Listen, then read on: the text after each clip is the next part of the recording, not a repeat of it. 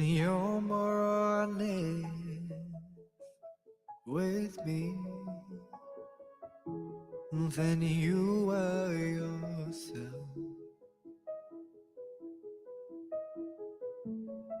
And we both know that you won't go without my help.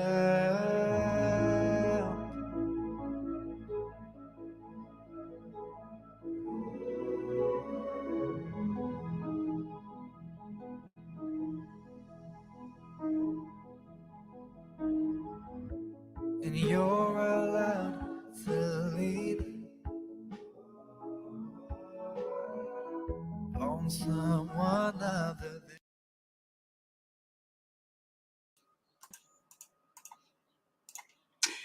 There we go. And I think, Rexilliun, you've got your mic turned off. Are we live? Are we here? I was muting myself for the intro. I didn't want to ruin the ambiance, you know? Yeah. Welcome, everyone, to another awesome, I hope it's awesome, because I'm looking forward to it. And these things always become awesome, as you know, interviewing people. I love that. And just chatting with people. And of course, Ross is down from Wellington checking us out. Thank you for joining us again. Everybody, if you're in the chat, say hi. We'll put your hi up here, or hello, or whatever it is, kia ora. And so thank you for joining us. There's comics and Kiwis and comic books at episode 4. And we're quite excited because, you know, we're going to get a lesson about comics in New Zealand for the 30 years. And also, you know, with Stu Colson from Heroes Book Sale, as well as like what that's been like in Auckland, especially. And I've been to, you know, back in like 2007 and throughout the years when I've been to Auckland in the past before that, when I bought comics from there. Oh, there's an action figure always falling down from the shelves. So, Stu, I want to put you on solo, and I'm going to ask you to give us a short bio, and then we'll punch it in from there and see how we proceed with that.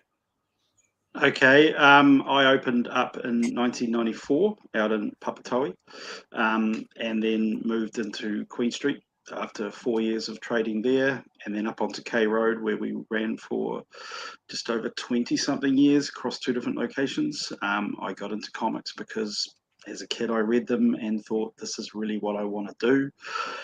Prior to comics, I was involved in software, and I wrote the world's first rewards program for point of sale in a project with Kmart, New Zealand Statistics Department, and Auckland University Marketing, and kind of burnt out at a young age. So at the age of about 24, I had very little time off. I'd work most weekends. I thought I've had enough money to open up a shop, and thought, I'm going to do it. Who cares? Who cares if it goes wrong? So I opened up out in Papatoe, which was a massive learning experience. Made plenty of mistakes,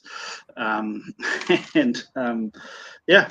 But you know, I remember my first 2 months of ordering, bringing in 30 copies of Hellblazer and 3 copies of X-Men, and realizing very quickly that I had to pay attention to what people wanted and not what they thought they wanted, which probably leads into later on with Comic Up. But yeah, that's basically been it. I've read comics for a job for 30 years. Got involved in schools a lot. We've done some school projects as well. We have an 11-week 11-week workbook that we've created for primary and intermediate schools, and I've taught that in plenty of schools. I do lectures for the New Zealand School Library Association, and go to their biannual meetings and sort of talk about comics. And then we often have sort of 15 to 20 librarians come in to the shop at night on a Tuesday a few times a year, and we, you know, explain why you should be stocking more graphic novels in your library, and basically try to work with them to get past their reluctant reader stage, sort of use comics as a way to get people to read for pleasure. That's what we're doing with that. How's that? Not Awesome. I love Very that. good. Yeah.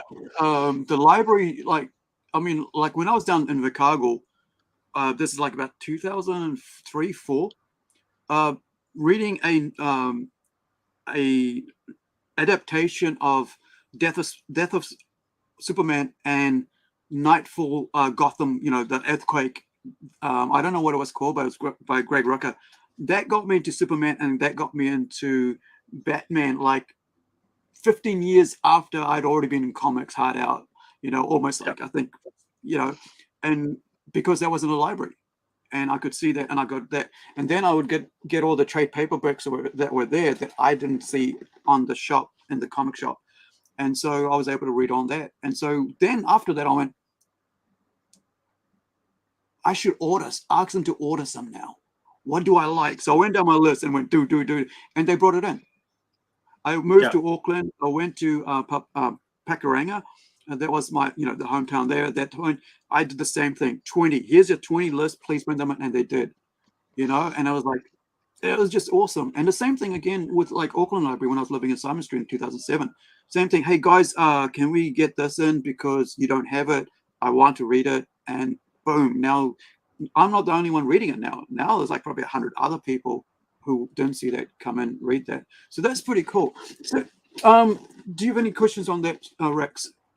Yeah, I was going to ask this Stu a little later on in the episode, but you mentioned library, so I bring it up now. I know that in the past you've sort of given a lot of advice to sort of New Zealand comic creators about how important being able to get their work into libraries is. Could you sort of touch on that a little bit and sort of, you've got sort of a unique strategy that I sort of haven't come across before. So I wanted to sort of, I don't know how to broach the subject, but yeah, sort of touch on that a little bit and sort of let's go into that. Well, we have a captive market with a lot of librarians who trust us is the big thing. So we have plenty of librarians who actually just ring up and say, Stu, here's our budget. Can you just fill it for us? And we just go and pick based on what they've previously been getting and who the school is. What is the demographic? So, an Auckland private Catholic schoolgirl high school is going to be getting something very different to an East Coast 100%, rougher school. So we'll stock Viking stories and stuff into the East Coast stores, and then we'll stock a lot more manga into the schools in Auckland for Catholic schoolgirls. But the thing is, 95% of the librarians are women. So one of the things is, if you're going to do a graphic novel and you want me to put it into a library, drop the misogyny. It's pretty much the biggest tip I can give you. So for school librarians, two of the things that they are always looking for is stories without sex and without drugs. And it's not naivety on this librarian's part that these 15-year-olds aren't smoking a doobie or whatever and getting it on the weekend. It's that age group is being bombarded with those messages everywhere. They go on TikTok. It's sex and drugs is everywhere in pop culture and wider society. And the librarians are like, can we give them a space where that's not the only message? So do you have smart stories that our kids can read that we know is, clear? Mike Mignola is probably the best. The guy can write horror without having to go into any of that and without swearing. If you read if you read Hellboy, it is a clever story without all of those extra parts. But yeah, so the librarians trust us. So if I go and drop a bunch of, if you're a New Zealand creator and you come up with a semi-decent graphic novel or well-produced comic, that's part of it. I mean, it's got to last the distance in a library, and it's got naked women and stuff in it. The librarians are like, Stu, what are you doing? But if you don't, then hey, my order from you for your comic that you've spent 6 months or a year a labor of love on, if you chuck a tank top on that girl, I can get it into another 40 schools. Without it, you've just you've halved the order, and so that's a part of what I'm talking about. And I think if you can avoid swearing and some of those topics in a comic and make it sell or make the story really relevant, you've probably written a better story. If you rely on that kind of the edginess of, granddad says the F-bomb regularly, I don't know what our rating is on this show, then that's a different kind of joke to, setting it up without it. So Right. I think it's clever. Yeah. I think I actually had this morning, like where I was lettering a new fantasy series called Zealandia, and the main lead is 2 females, right? Then it becomes 1 female, and then becomes dragon person type thing. And then I'd written in one spot which was just like her thinking back, because it had to do with what was happening, and she was thinking that I don't want that happen to me. And I thought, we decided about a week ago that this is going to be a teen book, not a mature book, because it was going to be a mature book, and then it's decided no, this is going to be a teen plus book. And so I looked at the work and I went, I wrote this in, and my artist did a mock-up of that panel, and I went, yeah, we're going to remove that now, because we're no longer going to use that, because that one thing doesn't belong there, because this is now for a teen market, teen plus market, 13-year-old, 14-year-old, 15-year-old, that sort of thing. And I think it's more about what your aim is for the market. If you want to do a niche book to a certain audience, then you can do that, right? But if you want, like you said, like it feels like, I'm also going to contest you on this, right? Do you think it's like, are the females there? And I also agree with what you just said about what they want. They don't want drugs. They don't want sex in there, because they already see it around. I'm the same when it comes to rap music, right? I don't want to see either N-word in every second word, because they're not telling me nothing. And but even though I love rap music, and I always have, but do you think they're also kind of like gatekeeping? Because I remember back in 2007, 2008, when I was at Auckland, Summer Street, and I was able to, they got in girls, and by Alan Moore, right? And so it was there, but it was in the adult section, right? And I read that, right? And I was like, wait, this is a bit weird, but I'm glad it wasn't an adult section. It wasn't for the kids section. And that's what I was thinking, like, are they just trying to not realize that this is for the adults, and then they can do that? Can they get graphics for the adults and and I'm talking about as a New Zealand creator, comic creator. Can they put our books, like say for the mature adult section there, away from that? And will they then accept my, all ages teenage book over there? And that'll be okay? Or are they going to gatekeep the adult stuff out? Librarians are doing a lot for their students, right? So you take a school with 1,500 kids in it, and the teachers and the librarians, they're not stupid. I mean, they miss some, and that makes the papers, but they know that there's some students that could probably do with a little bit of help that they may not be getting at home, and they might be questioning their own sexuality, and they come from a very strict Christian or whatever background, where that might be something that's not discussed. So there's some books that we will supply to libraries that they will have behind the counter. They're not going to put out on the rack, but it's they know which student they can say, you might want to read this at lunchtime. There's just some things that you might be struggling with that are contained in this story, right? So librarians are working for the kids and all that. And same with the teachers. They know what's going on with some of their students privately at home and what's going on. We only read in the papers the one that they get wrong, but they certainly do a lot of help. The problem with that is those type of books tend to be the ones that have gained massive international attention, something like Genderqueer or something like that, which I'm going to say, I thought it was an appalling graphic novel. I read it, and I think it missed some points, and I thought that the person who was the thread of that just had terrible parents. I don't think they struggled with many of the things that they went through.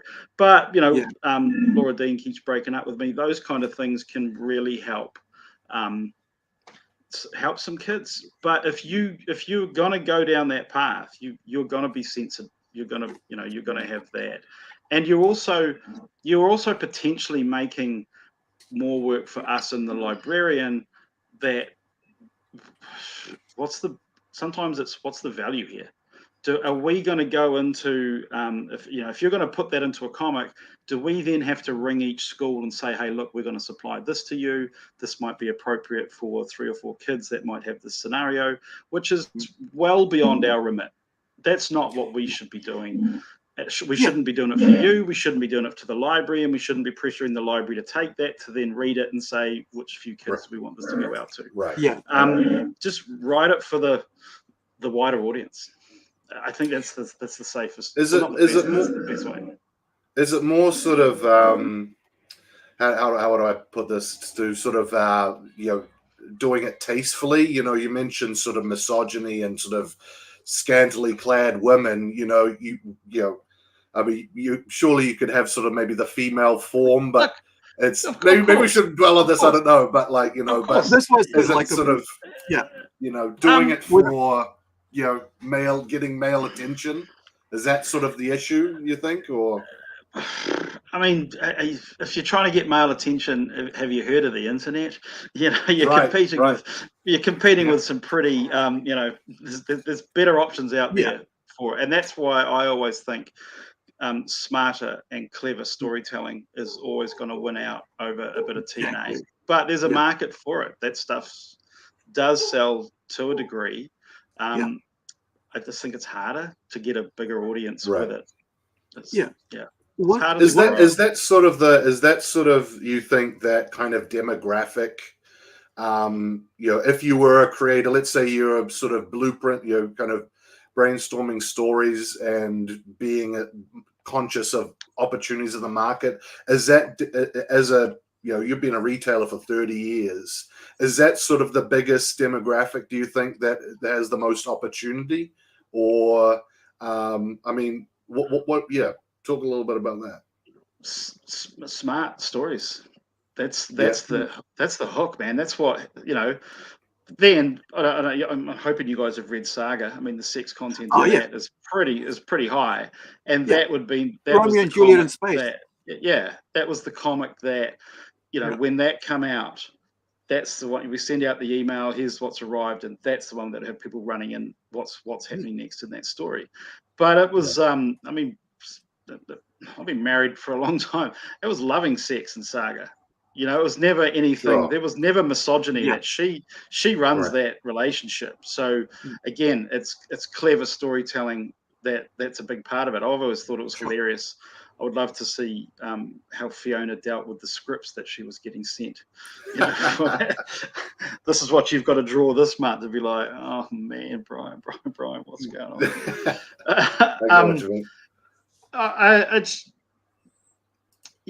Stories that are sex driven. I mean, Sex Criminals from Image, which was I think Chip Zdarsky, it sold okay. But even on a flip side, one of the things we run a graphic novel club once a month as well, so to keep it all busy. And the month that we did Barbarella, which is a real a lot the guys in the group Dynamite. Barbarella Dynamite. They were all. They all said I would never have picked this up because the cover is Barbarella is scantily clad. But when you dive into the story, she is an intergalactic James Bond who is a great spy, assassin, soldier, lover who exactly the same as James Bond. She saves the planet. And then she sleeps with whoever she wants, whatever gender that person is how she feels on the day. And so all of the guys who read it at first never realized how powerful a character she was. They all assumed that the Barbarella comic, because she was drawn in a bikini with a gun, it was just TNA rubbish. And a lot of them were like, oh, I'm getting more of this. This is fantastic. A lot of them then went and watched the film again, the Jane Fonda movie. You get their idea of it. So the perception of it is, if you put that on a cover, you can actually drive people away who assume that it's actually not a clever story, that you're just, she's in a bikini and we're selling that. The Zenoscope comics, I'm pretty sure what we sell of that is because of the cover each month when people order it. We don't sell a lot of Zenoscope, but we don't sell consecutive issues. So that to me says someone's ordered this because they like the cover. Right. If you're getting Grim Fairy Tale number 52 and you don't get another copy till 67, it's basically you like little it this time around. Yeah, I've been like that for the past 2 years with with mainstream comics. I just like the cover. That's it. I just like it. It's in my collection. I don't read it because I don't really enjoy the stories anyway. So I just buy it for the comics. I think these people are liking the covers for other reasons. Yeah, like give me a good Batman pose with a good artist, or even like a Daredevil. When I just saw that I had Peach, whatever her name is, like her name is. Monoka. Yeah, I just found that I had a Peach Monoka variant cover because I just liked her art. Don't know much about her, but I love the art, and I was like, yeah, that's part of my thing. There are that, right? And so art is holding, like, I had a conversation earlier with a comic creator about that, how art is what's the speculative market is with the variant covers is what's kind of like keeping people coming in. But you're also saying with your side that it's keeping people continuing to come in with good storytelling. And that's something that we had a discussion last week for 3 hours about why is manga doing better than mainstream American comics, right? And it was like, you got a single vision and you got relationships. And that's what, like you just said, like Catholic school, right? Why are they reading the manga? Because there's relationships there, and they're good relationships. And there's trials and tribulations and what have you, but there are good relationships there and escapes from whatever's happening at home, whatever's happening in the world. And it's a good escapism. And one thing that, like, as a writer myself, I'm always testing myself, but I also look at other people as well. And I think a lot of time people don't look at other people for advice, or like we're doing with you, right? Asking you about these things and picking your brain, because that's 30 years of knowledge is encased in that little, silver head, right? Which we are going to try to ask the right questions, like Rex is doing, to get that knowledge out, that gold that's there. And so, Rex, is there any other questions you got before we move on to plenty? Let's. I mean, you did bring up a good point, Stu, about manga versus the West. I mean, I had some questions sort of noted down, and I'm sort of trying to figure out how to kind of rotate to them. I mean, it's very difficult to sort of get a general kind of idea of how the direct market and how the industry is going. Maybe you're in a different position than I am, but being sort of just a casual reader, you go on YouTube and either the sky is falling, or things are growing and it's great. So I mean, I did want to ask at some point sort of how things are positioned in the Western market, and particularly as a retailer in New Zealand. Just come back to what you guys were talking about before, about how you had a Peach Momoko cover and you didn't read it. And there's a part of the industry that retailers who hate the variant market, and they're like, people are just buying it and they're not reading these. And I'm like, why do you care? They are buying it from you, right? That's exactly that's the deal. So when I opened up 30 years ago, there were, I think Auckland had 12 shops called Card Crazy or something like that going on, like the trading card boom. I opened up just at the very end of it, and I remember getting 2 boxes of a basketball card. Like, these were going to be the Flair, whatever, and I was told, you got to get these. And I brought the 2 boxes, put them out, and then I had the rep come in for, what do you want for next week? And I'm like, I'll give you a call on Monday. And I didn't sell a packet. And I never sold a packet from those 2 boxes. And I was like, I don't know anything about this. And I just happened to have probably brought the last 2 boxes at the peak before the trading card market absolutely crashed. So I was lucky it wasn't 2 weeks earlier and someone actually bought some packets, because I probably would have dropped a few $1,000s on boxes of trading cards thinking it was a worthwhile thing.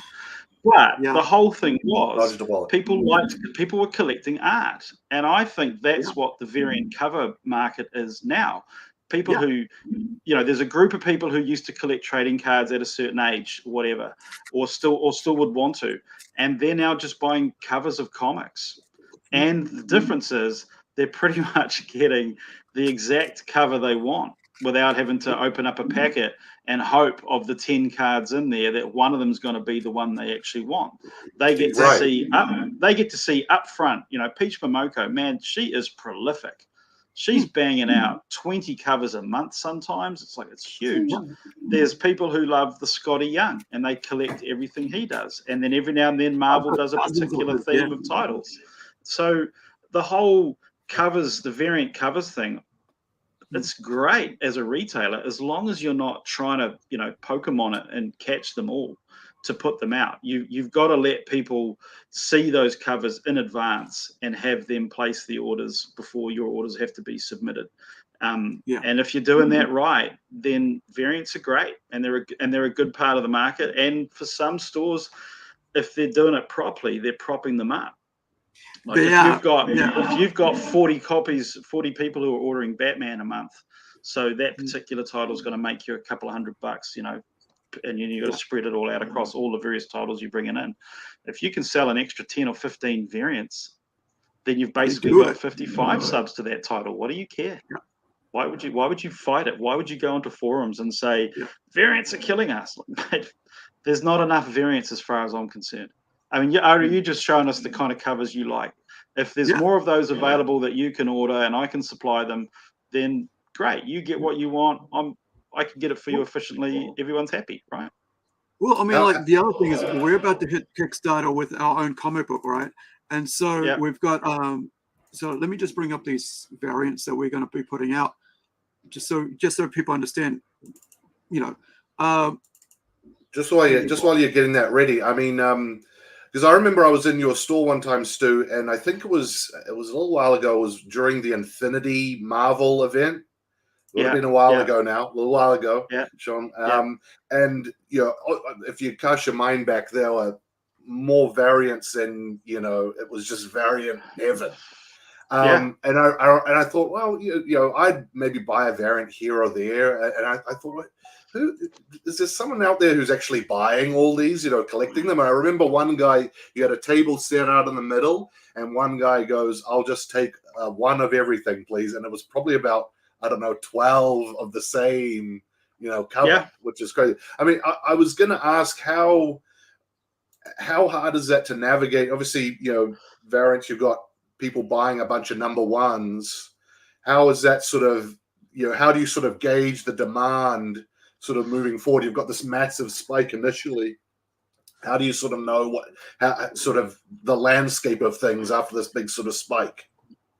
The only variants that are a problem are ratio for me as a retailer, right? If it's a 1 for 25, if I have to order 25 copies to supply one for the main characters, that's pretty cool. But once the third person wants it, it's like, dude, I've got to order 25 copies and I've got to eat them. Okay, I've got no one left to buy these. So, and then it gets down to, so I can't supply it. And then for me, I don't understand. Like, I look at it and go, okay, so the 1 for 25 variant, is that going to be the best artist on this?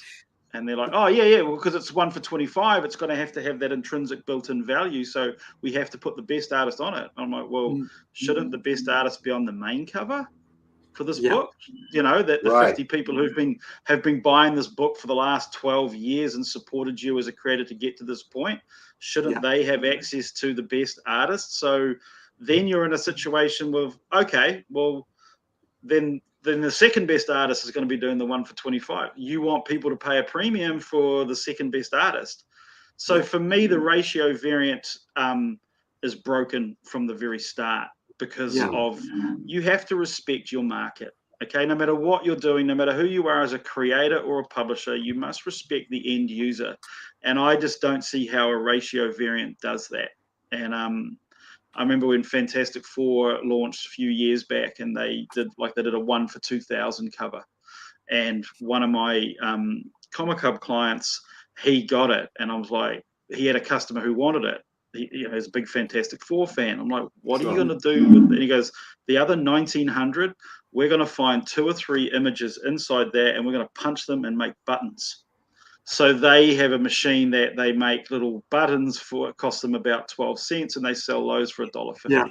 And I'm like, so you're going to have 6,000 buttons? And he's like, yep. And we'll give away 1,000 at Free Comic Book Day, and the rest will sit on the counter, and we'll rotate them. But that's that's the way they manage some of those. And I'm sorry if I went a bit sideways and I missed your original question. Okay, for me so how do I manage it as a store? Yeah, yeah. That's my retail point of sale tells me. So Right. it's straight away. It's separating out for me what are the variant orders. So if issue 1 comes in and we sell 60 or 70 copies, and 40 with the main cover and the other 30 with the variants, when I go to order issue 2, I know I've only got a captive audience of maybe 45. That there might have been 5 people who said, "Oh, I like that one better. Swap me for this." And then you're in the situation of, well, they're going to let me know if they want issue 2 anyway. But I know we're going to get into that a bit later on, but that's a big part of what we do with Comic Hub, and why I built that. Yeah. So, yeah. No, that's cool. So you don't have sort of a bunch of Scotty Young fans sort of skewing the numbers, and then kind of they don't show up for the next issue? That doesn't happen? Well, you've got to look at it from the point of view that they've kind of skewed the numbers. They've kind of made it look better, but my data analysis cuts through that. And so that Scotty Young purchase is essentially, from a data analysis point of view, I can separate that off to be a pack of cards. It's not even included in my ordering analysis, so I don't have to worry about it in the slightest. And if that person wants, if Scotty Young's doing the next cover, and it's a different title, I'm not compromised at all. Yeah. That's a beautiful. Oh, sorry, you go, Ari. So you go. Right. So I want to go back a bit to the badge thing. So give me 1 second. I'm going to grab something. I was looking around my wall and I couldn't find it. So I figured out we'll grab this.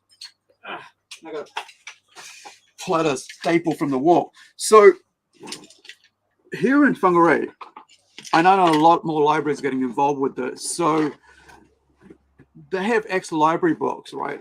They're tattered books, and that's going back and also including this, because as with the plunge convention that we put on, right from the start, we got the library involved here because I knew these are people that have police clearance, right? So they can be with the kids, and then they have the skills, they know how to work with kids, and they know what needs to be done when they talk with kids, right? I don't have that skill. I mean, I've been a youth leader in the past, so I can talk with 13 and older kids, not the younger ones. So one of the things that I noticed that they did was they were like, "Hey, Aru, we're going to bring in these things and these things." And I go, "Okay, cool." It's like, "Well, we're going to cut up comic books." I'm like, "Wait, what?" And so, yeah, Aru, what we do is we get a punch, and we get the kids and they cut out this circle, and then we show them and they bring it to us and we put it together, and now they've got a badge, right? Yeah. So this is what we'll do, and we'll give them away free, Aru. And I'm like, "But you're going to cut up comic books?" And I remember Shane, right? We were at an art beat, which is happening at the end of this month here in Whangarei. We have it every year. And Shane goes, "Aru, come here, dude. Look what they're doing in the Dark Knight." I'm like, I'm like freaking out, going, "No, not hardcover Dark Knight, not hardcover Dark Knight, dude. Why?" And I was like freaking out, and he's like, and Glenn, who's like the manager there, and I think in the kids section, and he goes, and Nari, who's amazing people, that we work with, she goes, the end of lines, they've been damaged. The kids get to we get to recycle it. The kids get to enjoy it. They get to walk around with these characters on, and that's another plus. Now they're actually a part of that thing. Now it's not only just they're reading it. Now they actually get to carry it around on their heads, on their t-shirts, on their bags, and then there's a story behind that, hey, we went to the event, we put this on, and they did that. And I think, so one thing that I've done forever is every time we do that, is that I will also myself don't sit down with the kids and hang out with them and take an hour off or half an hour away from actually running the convention, sit down with the kids and watch them get, what they do. And we sit there and go, "Oh, you need help with that? You need help cutting that?" So you're getting involved and then go, "Oh, use this one. This might be a better picture." And then I'm sitting there cutting up about 8 for myself. And then I'm going around going, "Hey, thanks for helping out. Here you go." And it's becomes this really interactive thing that the library has brought in. Yeah. And I do appreciate and they have their libraries have their their cycle sheets. They know how often a book has been taken out and read. It's, when was the last time some kid came up and said, I want to take this home? So if you're getting to a book that you and I are all like, you did this to the Dark Knight, and the library's going, no one's taken this out in 6 years, bro. Like Frank Miller's art is tired. The book's a bit tatty. It's all about Ant-Man at the movies now or Deadpool. Then that's the reality. And the library's only got so much space. They can't keep those books in forever for all of us. Yeah. I got to bring it home. I actually got to bring this one home, The Dark Knight. But I also did cut up a couple images myself, and then I gave them away. Because oh my god, I can't look. It's a funny but one. You look at how it's been so it's been used. I would hate to know what imagine how old and how long it's been out in the library, right? And so it's been read, in the adult section, right? Because it's a mature book, and so, but then you've got some great art, and you could make them into a badge for the kids, We get people coming in sometimes, and they're like, "Oh, I've got this old desk that I want to upcycle for my kid, so I need 20 comics that I want to tear up and put on it." And you're like, "Okay, well, and then they'll tell you the thing that they really like, and it's the hottest book. And I'm like, "Well, they're $11 a copy," and they go, "Oh no, I just want to tear them up." That's your decision. That's got nothing to do with the price I'm going to sell it to. I can give you some old, 1994 Valiant or Image comics, and you can tear that. Oh no, I need some iconic Batman in this. I'm like, this isn't going to happen, man. Go to the dollar bin, I'm gonna go to Whangarei Library. They can help you out. They've got some books. The other thing is, now that they know, who I am, they'll go, "Hey, look, some people brought in this older comics. Would you like some?" And then and then I actually go hunting for friggin' coloring books. Maybe one over here, and old tattered, a hospice kind of Salvation Army tattered books, and go, I've got piles of them now that we can take to the event now and go, here, library, cut these up, and I think it's I think that's where community really works, in the sense, where I have building relationship to actually say, because a library can only do so much, and then if you can help them, a badge that the kid has made with Batman and Robin on it that they wear for the next 6 months is possibly going to do more to get that kid to want to read Batman than at an age that they're not ready for it, or a graphic novel that doesn't interest them, that doesn't quite have their level. So if you're using that comic in that way, totally, that's probably going to have them more interested in. And one of the things that we have libraries one of the reasons we got involved with them a lot is, I remember one librarian coming to me and saying, "Stuart, we've got 15-year-old boys here that surf the internet by symbols. They're not even reading, they see a Nike swoosh and they click on it from that way. They've never read anything for pleasure in their entire life." So it started off at school with, this is how to read. And now here's the prescribed book that you have to read to understand, that you know what you're doing in reading. And they've, I remember my daughter, when I think she was about 7 or 8, and it was school, it was the school holidays. And I was like, "Hey, do you want to go up to the library, to the Rangi, to see if we can find some books that you might want to look at?" Because we had them at home. So she liked books, but the idea of her impression of the library, she just says, "No way, it's just full of old people that yell at you." So her school librarian was just this grumpy old woman. And I think this for me, this is my passion project about comics, and why I do a lot more of the community-based stuff, and why I love the idea of cutting up comics and making badges out of it, is getting kids to read for pleasure, so they read as an adult for pleasure. Because too many, when we get people in and they're looking to get something for their kid, and I'm like, "Is there something you want?" And they go, "I don't read." How do adults say that? And how do they say it with pride? How do you "Oh no, I don't read, man." Like, bro, that's not something you want to advertise. Keep that on the down low, man. It's cool that you're here to help your kid out. Maybe you'd like me to help you, because if that's where you're at, maybe that Texas Blood or Southern Bastards or something like that might be something you'd actually quite enjoy Exactly. reading. Because the That other might work. thing, Yeah. if you've got an 8-year-old in your house and it's like, I want to get my 8-year-old to read, the biggest thing you can do if you're a guy and it's your son is read in front of him. Right. Because Yeah. kids just want to mimic their parents, right? So Yeah. you can't get your 8-year-old to read a comic while you're watching football.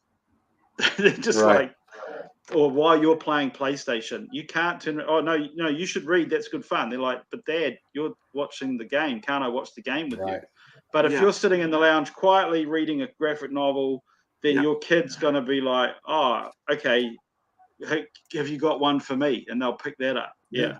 Read it That's with the- them. Yeah. That's I yeah. mean, Start reading yeah. it with. That's how I got improved my Well, the daughter's great- reading. do you think, Stu, that sort of the comic book industry has done enough to kind of get kids sort of like younger kids reading comic books? Sometimes it seems sort of the Hold that question. Let's go back to the parent thing, right? Yeah. So we've got this here, like by Stephen. He's up in Kaikwe. He goes, Yeah. Steve, Jay Hunt. He goes, most I know don't know how to read a comic, and that's adults, and Yeah. that's kind of sad because their own parents didn't read around them. With me, I think like with Dad, because I'm from Fiji, so I didn't know how to read English Yeah. when I got here. Didn't know how to speak English properly. So across the road, like over there, like houses across the road from me, my mum used to pay this lady to actually teach me how to read. And then I had reading classes until I was 15. Special, get pulled out of class, go read. And but the other thing was my dad at home would be reading Stephen King. Yeah. Right. He'd be sitting there, TV was off sometimes, and he'd be there reading. And I get, like you said, like I might not have got that, but because I had these adults teaching me how to read, because I didn't know how to read English, and being able to speak and stuff, and like hearing myself talk aloud while Mrs. I can't remember her name, but she's like 40 years old, and I'm here, 8-year-old kid going, the red dog, who was it, like Clifford? I'm reading Clifford, and all that. But then when I went to school, I saw Asterix and Tintin. Now I'm reading Asterix and Tintin now. Years later, I'm reading Stephen King books, right, at 15. And then I'm getting into Marvel and all that stuff. And now I'm encouraging other people to read, right? All that time. If I love something, I'm encouraging people to read comics. Hey, go read 2018 if you're into that. But if you're not dead there and you pride yourself on not being a reader, you're really kind of this, what is it called? This I think there's sort of a slice of society where sort of, I guess, sort of intellectualism is sort of seen as kind of snobbery, kind of weak. Yeah, there you go. Yeah, it's sort of it's misplaced snobbery because all the studies are, and this is something that we discuss with librarians, is reading a comic is more taxing on your brain than reading a novel or watching a movie, because you're doing your brain has to do multiple tasks. Okay, first it's just reading. Okay, which if you're reading a book, there's the exact same skill level to reading a comic from the point of view of reading the text. Then you have to interpret the image at pace. You have to also work out what happens in the gutter, because all of the action happens between panels. So, there's the first, and then there's the guy glancing. I mean, it might only be a simple idea of that, but the action happened in between. You weren't told. Right. So there's 3 things going on that your brain has to digest while you're reading. So sometimes when I get friends going, oh, I've never read a comic. And I'm like, look, I can find you something. And then I'll talk to them a couple of weeks later. I was like, what did you think? They said, man, it gave me a headache.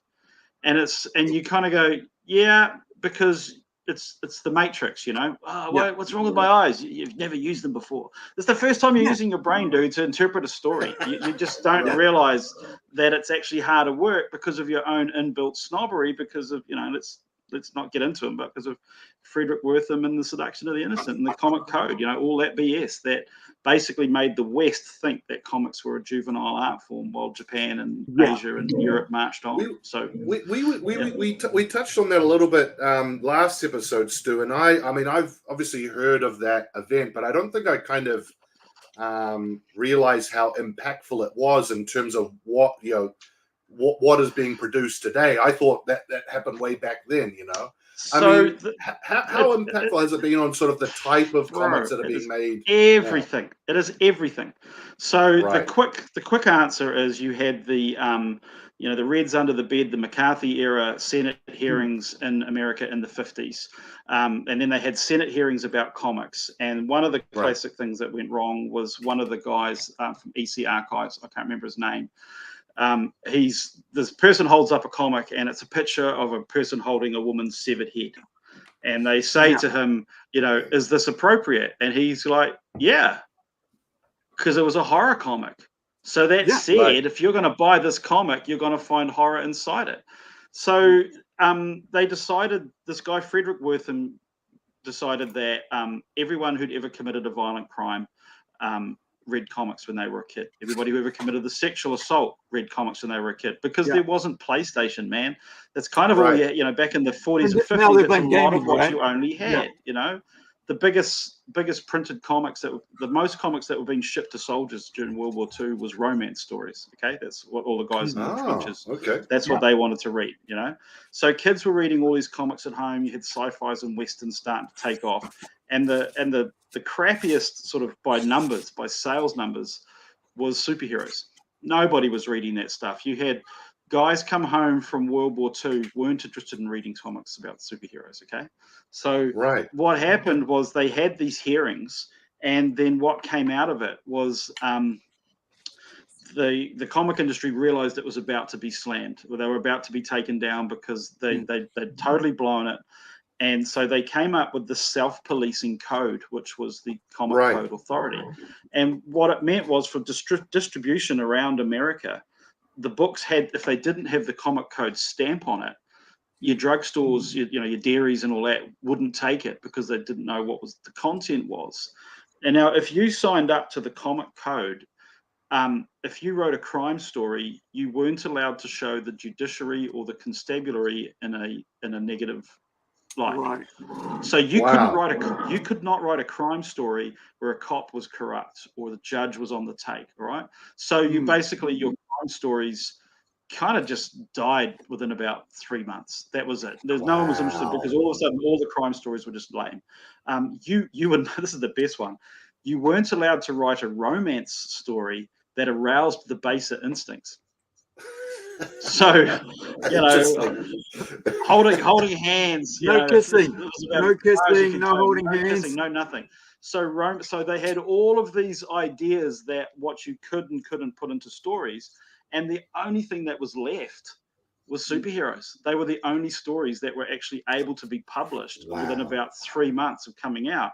Mad Magazine survived by calling itself a magazine. But because of the satire and everything it had, Mad Magazine should have been cut as well. But because they said no, we're a magazine, they can carry on printing it. So 1952 or 53, whenever it was, that was it. So that affected Australia, New Zealand, the United Kingdom, America, and Canada, basically the English language world.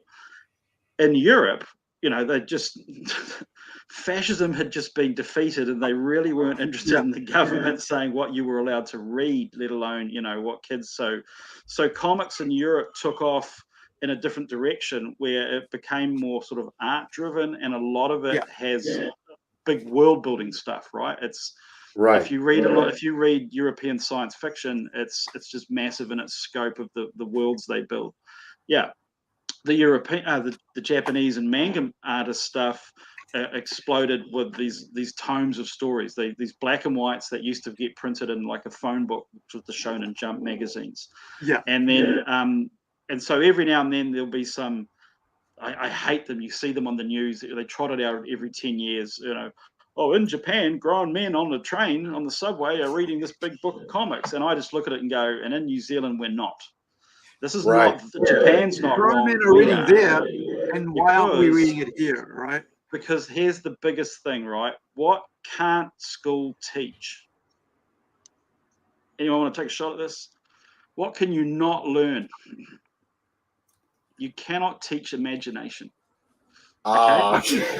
I got it wrong. You can only consume ideas to expand on ideas that you already know. So then you have then you have this other group of parents that go, "Oh, I don't want my kids to read comics; it spoils their imagination." I'm like, "Oh, dude, the only way you can have ideas is to consume ideas. And what's the fastest way you consume ideas? Comics, if you're reading stories. Like look how many types of Batman there's been.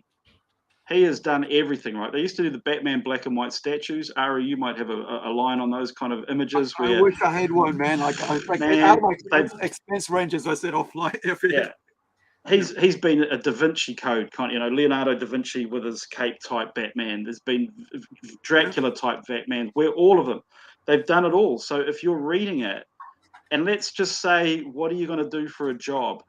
You leave school, you want to go work for Weta Studios, and Right. they're down there and they're saying, "Oh, we need a costume designer," and you've not read comics. If you've read comics. Yeah. And if you've read a lot of comics, you're going to have a head start on design ideas. Your head is going to be filled with much more images and ideas just because the amount that you've consumed from that. So Nice. that's the difference in the three markets. And that's, the European and the Japanese markets are just so much more mature. I think we've caught up now. I think when you look at what Image and such brings out. Right. Is it a case of just sort of... kind of getting that out. I feel like sometimes that the comic book industry is very insular. It sort of talks a lot to itself. There's a lot of trying to sell, more product to the same people as opposed to getting new people on board. Is it a case of going, well, hey, people, look at Images, all these. It's not just superheroes. There's all these different range of fantasy. Sci-fi. Is that an issue? I mean, I was going to ask kind of if that happened in in the 60s. How do we sort of course correct? How does the industry sort of course correct? We've now got the material to debunk that.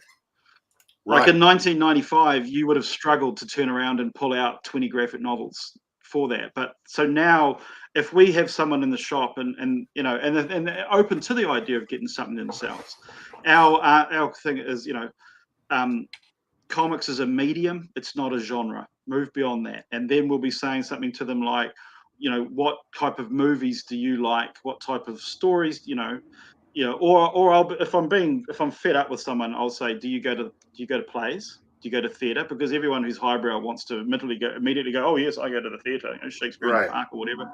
And then you're like, so do you watch TV? Do you watch art house movies? And you're like, yeah. So you're not adverse to consuming a story visually. That's what you're telling me. And that's right. So why do you have a problem with the idea of a comic? Why are you going to struggle with that? And a lot of times some adults or some parents will start to read comics because their kids just love them so much that the kids are like, I need the next one, and there's a little bit of what is going on here. So we do have some parents who we can flick a graphic novel to every now and then and work it from that. What are we looking at, Aaron? Well, you know how you're saying, like, they're like, hold on, that like the idea. What was the question you asked there, Rex? And I was thinking, like, there's this 11,000. I mean, Stu's in a unique position because he's got so much experience, and it was tying into sort of a previous question where, as a reader, it's sometimes hard to kind of get a picture of how the industry is going. So it was sort of tying into that, into sort of the comics code that it is sort of the what would you call it, the image that kind of comic store or comic book reader is. It's like it's all about superheroes, but I guess the question was sitting around, how do you signal to a new person that, one, it's okay to read a comic book, that it isn't, you're not a weirdo if you do, and two, if you're not into superheroes, there is something for you. There's so much more. That was what I was thinking about this. So you got 11,781 projects that are not, like, part of that majority would be non-superheroes that's available right now, right, on Kickstarter. And so, but one thing I hope that people think about is to get these into comics stores, right? To support the comic stores, because I love the comic store. That's been my home for, I also owned a comic store. So I want people to go back to the comic store. So my thing is, like, you know, all these projects are here. Please complete them and then offer them up to the comic store, and hopefully they're good enough to be in the comic store. And that's so like when we get to the comic hubs part of this, that we talk about how that works. But you know, we're saying like there isn't enough. You know, there's only Western comics. I mean, if there is 11,780 projects on Kickstarter for comics, there's a part of me that's saying to these people, let's be honest, man. 95% of what you're going to sell is to your mates. Why are you bothering with a Kickstarter fee? Why aren't you just emailing your friends and saying, hey, look, man, I really want to get into comics. I'm going to put one out myself. And it's almost like it's the same as saying to someone who says, I'm going to walk 10 kilometers to raise money for, I don't know, handicapped kids. Will you sponsor me $1 a kilometer if I do the 10K? There's almost that kind of mentality that really should be applied to a lot of that Kickstarter, where it's someone saying, I'm going to try and produce this, okay, and then go out and do it. And I think a lot of those, you know, you're also at the point where you can't ask a store to get involved at that point because what are your production values going to be like, man? Are you going to finish this? If you sell me, if I buy 10 copies of this. And, you know, for some titles, that's more than we sell of a mainstream publisher because they're bringing out so much. But if I take 10 copies, I'm going to have to read it and then I'm going to hand sell it. Okay. Now, for me, it's worthwhile reading your one comic and hand selling it to 10 people because you're going to do 4. And I can then sell 3 more that I don't have to hand sell. I've done the work up front. There's people who are going, hey, when's the next issue of this coming out? Hey, it's a Kiwi creator, man. Let's be honest. It's going to be 6 months, but he says he's doing it. I've seen some progress pages. We're going to get it, and you'll move through it. But I don't have to do the hard work in the shop of that because at that point, I'm better off doing Chronicles of the Wasteland. It's cool. It's a cool story, and we've done that. We've done that push in the store. But for me, I'm better off. You know, if I've got a new person saying, I want to check something out, I mean, my go-to for the last 2 years has been Slaughterhouse 5. And we sold a couple of hundred copies of that. And that also is one that people read and come back and go, you were right. That 5-minute blurb you gave me as to why I should read this has really, made sense. And I will now trust you again. That's gorgeous, man. That board, by the way. That is fantastic. Like I said, he's my good friend. So, I get on it. I got my toilet. So when I had the crappy background, I quickly went and grabbed an action figure. So I got my Dredge, you got your Death. All right. What do you got, Rex? Anything touch on you? Oh, man. No figures. I think I've got an Evangelion head somewhere around there. I don't know. Yeah. So talking about that aspect of like, give me 4 issues. So I have meetings with creatives all the time because of what I do, right? In my position. So this morning I had one. Well, actually this afternoon about 2ish, and American studio with a book and stuff. And we're talking about this whole thing that we're just talking about right now. If your book isn't quality enough to be in that store, and not only that you're taking forever to get it out, why would you expect the store to actually back you? Because why not just get all your books together and then put it out and go, here's my 6 issues, and then you can do like if you're local, then you can go, hey, you know what? But like I understand about with self-publishing, with all that other stuff, but I'm thinking about like overseas people. They do 6 issues, but then the other aspect of this, and I was talking to Tom Hutchison just before this, who's a Big Dog Inc., and you're saying a lot of people just stick to like 6 issues and that's it. They never have anything else for the comic store to carry on with. It's like, oh, we put all this effort into this, and now you're gone and you're done. But what's next? And it's not really helping the comic store. So I mean, like, personally, I'm going to make sure that everything we do is complete books. And now that comes out, then I can come up and go, hey, here's this. Would it be okay for? Because that's why I haven't done anything with our books in New Zealand, because I'm like, let's make sure that I have published and printed books available to be out there. And I think a lot of time people just think that you should get the support just because you're Kiwi. Right. There's I've had people, I'm there are some New Zealand comic creators who hate my guts. Okay, let's not lie about it. I don't care. They've come into the shop with something, and I've basically looked at it and said, dude, I've spent hundreds of thousands setting up the store and promoting it and being it, and I present a really nice store. I've got, you know, really nice. I always have nice lighting to make, you know, that's just important in retail for women customers. I mean, I'm paying rent every week, right? And you want me to put this pile of crap on my counter?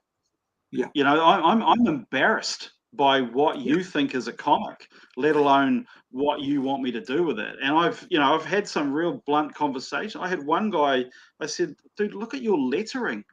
This looks like an 8-year-old has just scribbled down the page. And he goes, oh, it's a stream of consciousness. I'm like, well, do your stream of consciousness onto a piece of paper and then neatly transcribe it onto the comic. You know, respect your target market. That's the big thing about it. You've got to show respect for the person that wants to buy it. And I'm one of those people. You're asking me to buy it. And the whole, oh, you just take them and when you sell it, you give us the money. You know, we've tried that a few times. I'm like, mate, you've just taken up real estate on my shelf for 2 years for me to sell six copies. I have lost money carrying your comic. You know, we all know that, was it Coke pays supermarkets to have their product in prime spots. We're obviously not moving to that, but I think some creators need to understand that that's where it's kind of at. I pay rent every week. And so every part of the store has to somehow return me something. Now, I will put a New Zealand comic on the counter to say I'm promoting New Zealand comics. And that can be something for me if the quality inside is good enough and it's not selling fast, but it has to sell. And the other part that I really hate, that I absolutely hate the most, and if you're a New Zealand creator and you're listening to this, just don't do this to me, okay? Don't print a comic, sell 200 copies to everyone you know, and then bring it to me when there's no market, when there's no market left, okay? When there's like, oh, I've sold 200 copies, great. Go sell another 100, and then I'll take 20. But if you've sold it to the only 200 people you know who are going to buy this, I'm not your dumping ground, mate. Or if you're going to do that, understand that I'm probably going to have to do this in a sale. I'm probably going to have to crush it out. So if this is a $9.95 comic, then I'll buy them off you at $1.50 each or $2. This is essentially the back issue market. You're going straight to the back issue market, and that's hard because you want to support. You want to, you know. I was the Chronicles of the Wasteland. You know, I gave a pretty honest review of it, of how I thought it could be reviewed and improved, and then we'd sell it. And I really loved that we were listened to, and that you know that it was taken on board. Because we want to be stocking it, man. You know, Ant Sang's stuff is fantastic. Our Bones Dusk is by Ben Stembeck, whoever's Sue, if you're chucking that up and paying attention. I was just thinking, like, he didn't do that. I know, and I've interviewed him, and he hasn't said anything about that. But here's the thing. That's Ben's work, So here's the thing about comic. Here's the thing about comic creators, right? As a creator, like, and having conversations with comic creators, a lot of them don't understand the end user. They really don't. They're so passionate about their babies. And I just put a post out today about kill your babies, right? Because I kill my babies all the time. I have to now because I got to make sure that I'm competing with the end user. So if I want my book right up there with, you know, my book up there with Batman, I want to have to be the same quality, if not okay. But the art's got to be good. The production value's got to be good. And it's got to be, you know, a quality, readable quality as well, because I want return customers. I want return customers. I don't want one criticism. Take the criticism. Take the professional criticism. There's been a few comics where they've tried to launch with anthologies, and they've got, you know, they've come out of the South Island where they've had, you know, 4 stories in a comic, and you know, Dylan Horrocks has done one of them or something, or Ant has done one, and then there's 3 others that are really quite cool, and then there's 4 that look like they were done in the back of a maths book because the kid wasn't interested in the stats over the period of 4 weeks. Like they are shocking. And I keep saying to the people who are doing this, who's your editor? Why aren't you, you know, there's the genesis of a decent idea and what this person's come up with, because that's the other thing. That's what people really struggle with, is your idea is really, really quite cool. Your execution is appalling. Now, if you go and make these changes, you might actually have something that people are actually going to engage in. But the way you've done it, no one's going to read this. And the people who are like, oh, nah, you can tell it was like they were only ever interested in doing one comic, right? Yeah. When you want them to go home and make the changes, they're learning guitar now because they want to write a song. And the next time you see them, they're getting into video game design and they've got a great idea for a video game. That's cool, man. That's part of growing up and doing all those phases. But print it and give it to your mum and your parents and your auntie and uncle, whatever, but don't bring it into a comic shop to sell. You don't have to. That's the other thing. Just because you just because you managed to sequentially put people into panels with dialogue doesn't mean it has to be printed and sent around the world. It just might be a good idea that you had once, and that's cool. Why can't that be enough? Or just turn into a webcomic, digital. Yeah, it's there. Totally do that. Yeah. And then get some real honest feedback. And then, I mean, fair enough. Yeah. When we put out like comics, like I think we put out Robot Nation, which is our next one coming out.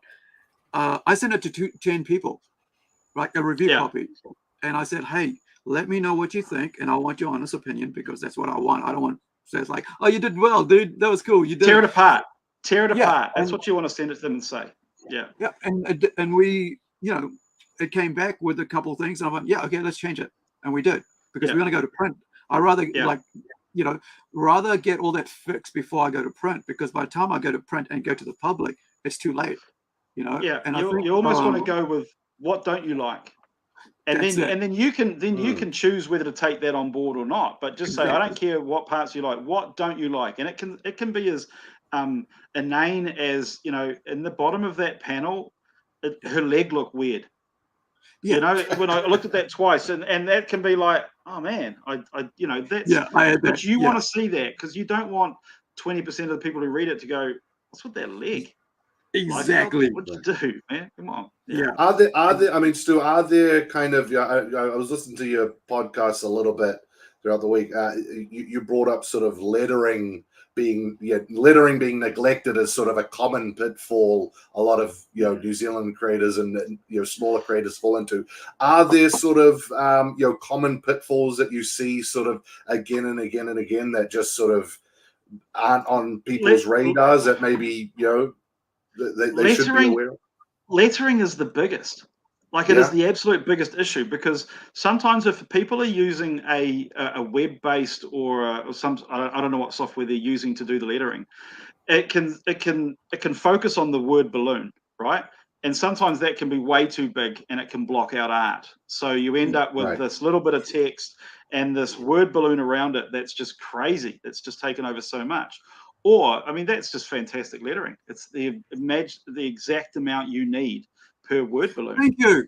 It's me lettering. I letter my own books. Yeah. That's why I wanted to get your opinion on it without telling you that's my book. You probably heard me grizzle about lettering and thought, oh, if we're going to get Stu on, we better pay attention to the lettering. All right. No. It's been something that's been nibbling at me forever since I've been reading comics. People putting friggin' over artwork that's beautiful and like covering that work has always annoyed me for decades. Yeah. Right. Because, like, seriously, like, I'm an artist as well, but I don't letter. I mean, I don't illustrate. Yeah. And if somebody went and started putting, graffiti on my work, I'm going to be like, hey, dude, I worked hard on this. Why are you doing that? Why don't you move it graffiti just to the side? Right? Yeah.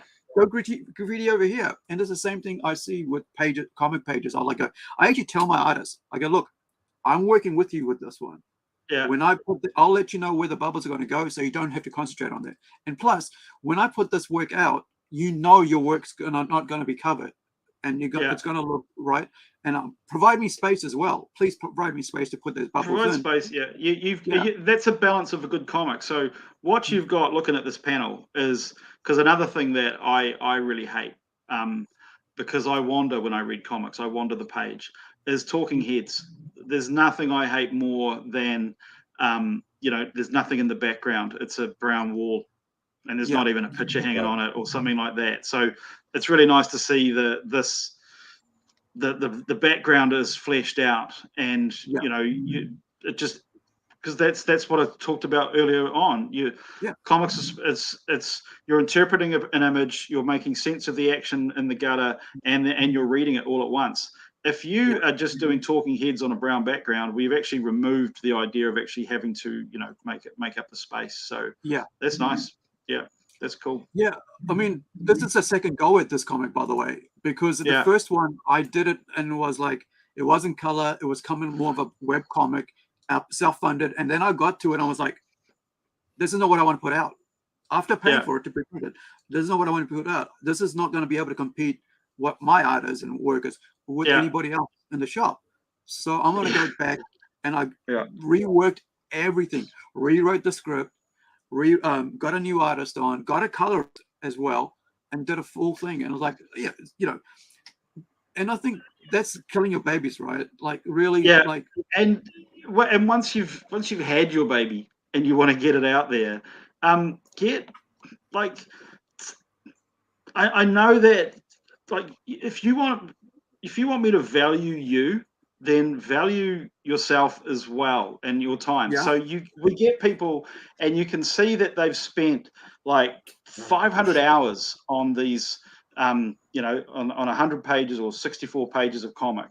So, and you're like, okay, what's it? And they look at it and go, well, they're going to cost me $8 each to print.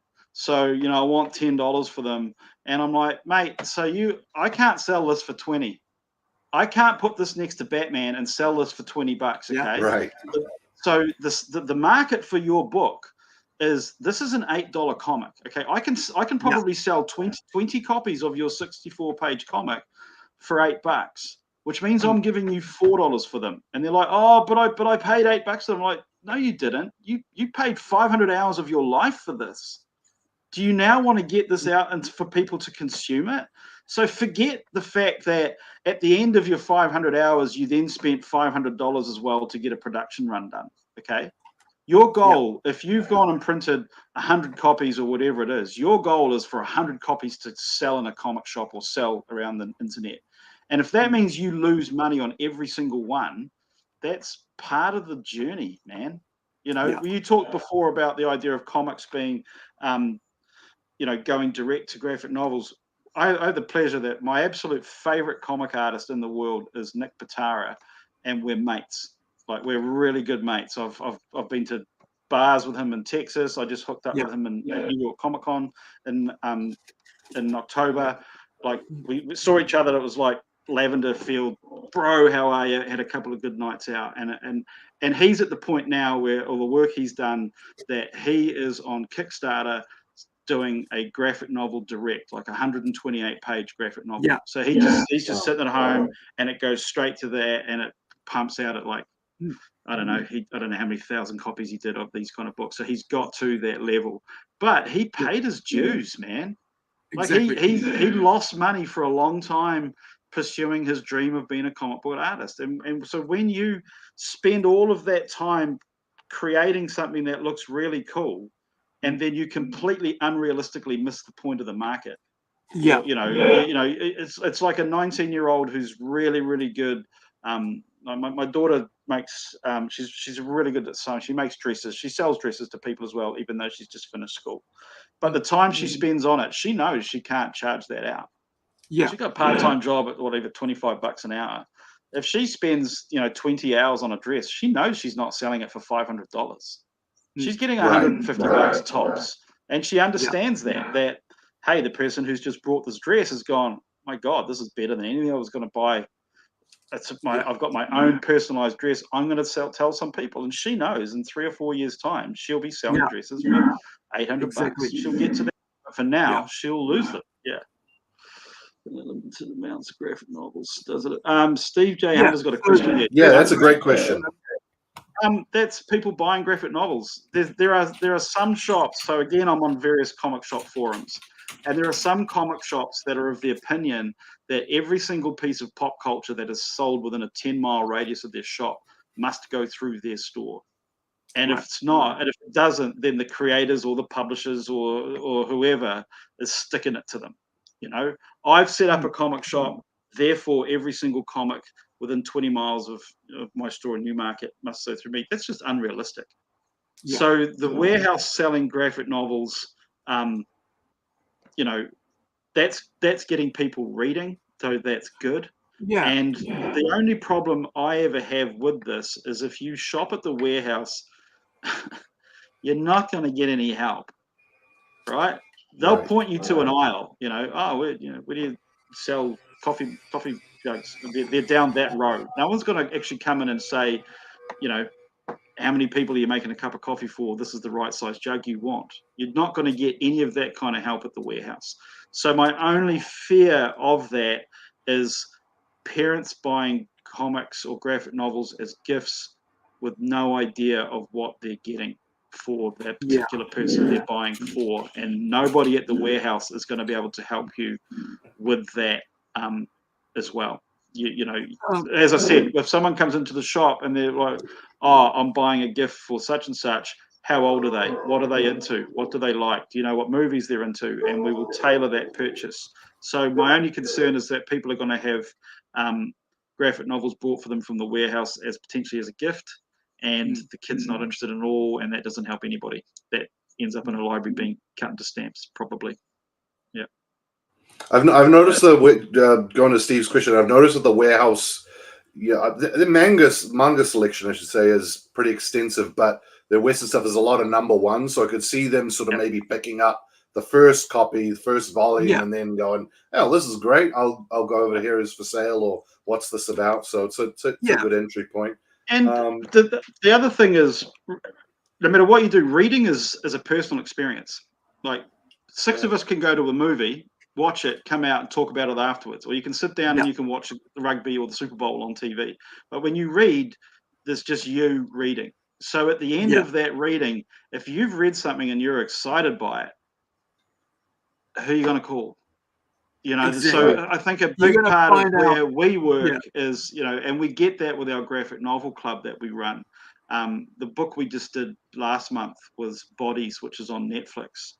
And the first time around that you read that graphic novel, it is incomprehensible. It's like, what have I just read? And how did this get made? Like, this came out in 8 single issues. How did it get past issue 2? This is a confused pile of crap. You stick 10 people around at a table, each fizzing on the parts they really liked, and you get to the end of it, and it's like, this is one of my new favorite books ever. This is a work of art and is genius. And I don't think the warehouse are doing graphic novel clubs. So but I mean, it's also like entry level, right? If there's no if there's no comic store, they've got a pretty good selection. I mean, I was surprised to see them stock it at all, and I mean, I think I've got a stack I bought from the warehouse. I mean, it's pretty young reading. You know, there's not a lot of mature stuff, but it's not just like Batman and Robin and One Piece and My Hero Academia. You know, there was some pretty interesting kind of like stuff there. I forgot what Delilah Dirk. I found this thing. I don't know if you've heard of it. Delilah Dirk. I picked that up. I was like, I've just had a daughter. I was having a daughter at the time. You know, my partner was pregnant, and I went, "Oh, this looks interesting. What's it doing at a warehouse?" And I flicked it up. I was like, "This looks fantastic." I'll put this away, and maybe in I don't know, 8 years time, she's flicking away. Delilah Dirk was about 12, 13, I think, there, Rex. I don't think I'll be giving it to her. Okay, all right. Well, we'll sit on it a little longer, maybe. 8 years is probably Tinkerbell is some good graphic novels for an 8-year-old. Okay. Yeah. Especially for reading. It'll help the reading. Yeah. Nice work, Stephen. Okay. Yeah. I mean, what do you mean by that? He goes and puts adverts. He puts adverts for Heroes for Sale inside graphic novels at the warehouse, I think is what he's saying. Oh, right. Oh, okay, interesting.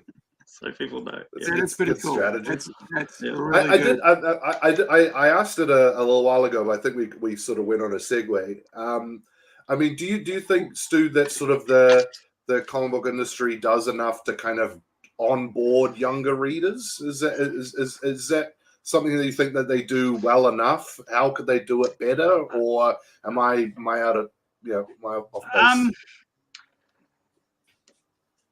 I think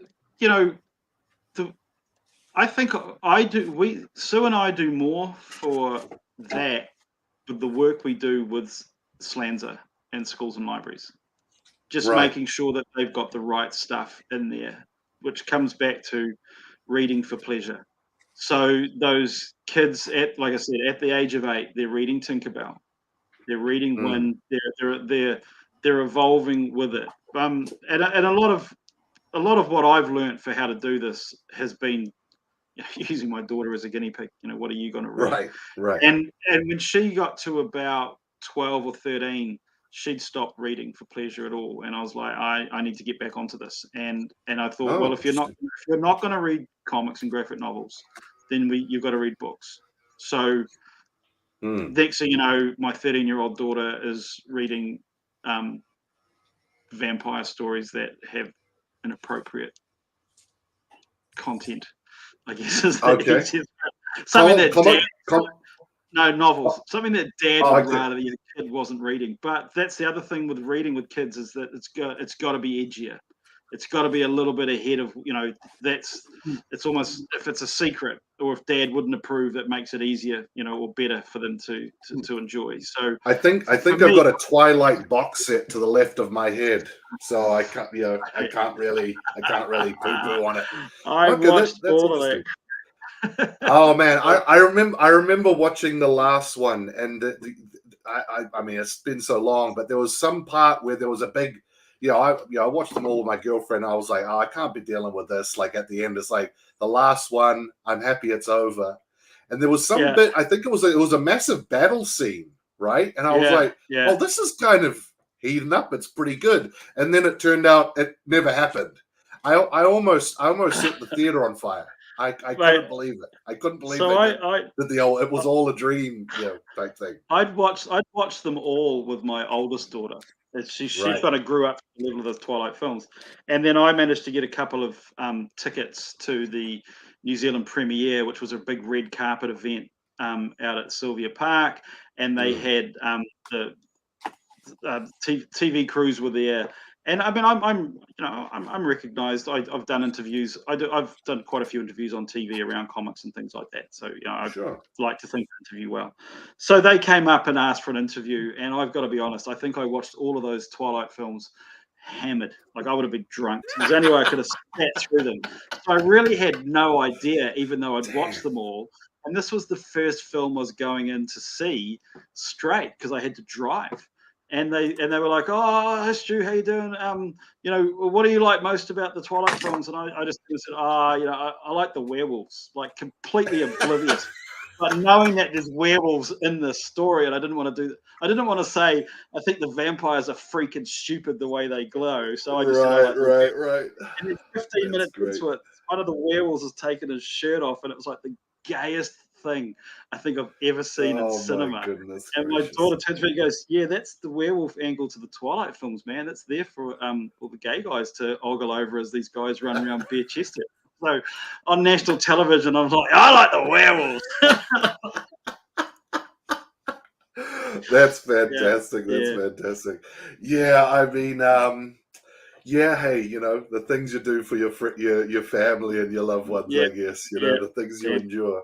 I mean, we've been on a little while now, Stu, and I did want to sort of talk to you a little bit about Comic Sub. I don't think you remember me, but I used to be a customer of yours in Auckland, probably about 6 years ago, and I think I've since moved to Wellington, and or I would still be shopping at your store.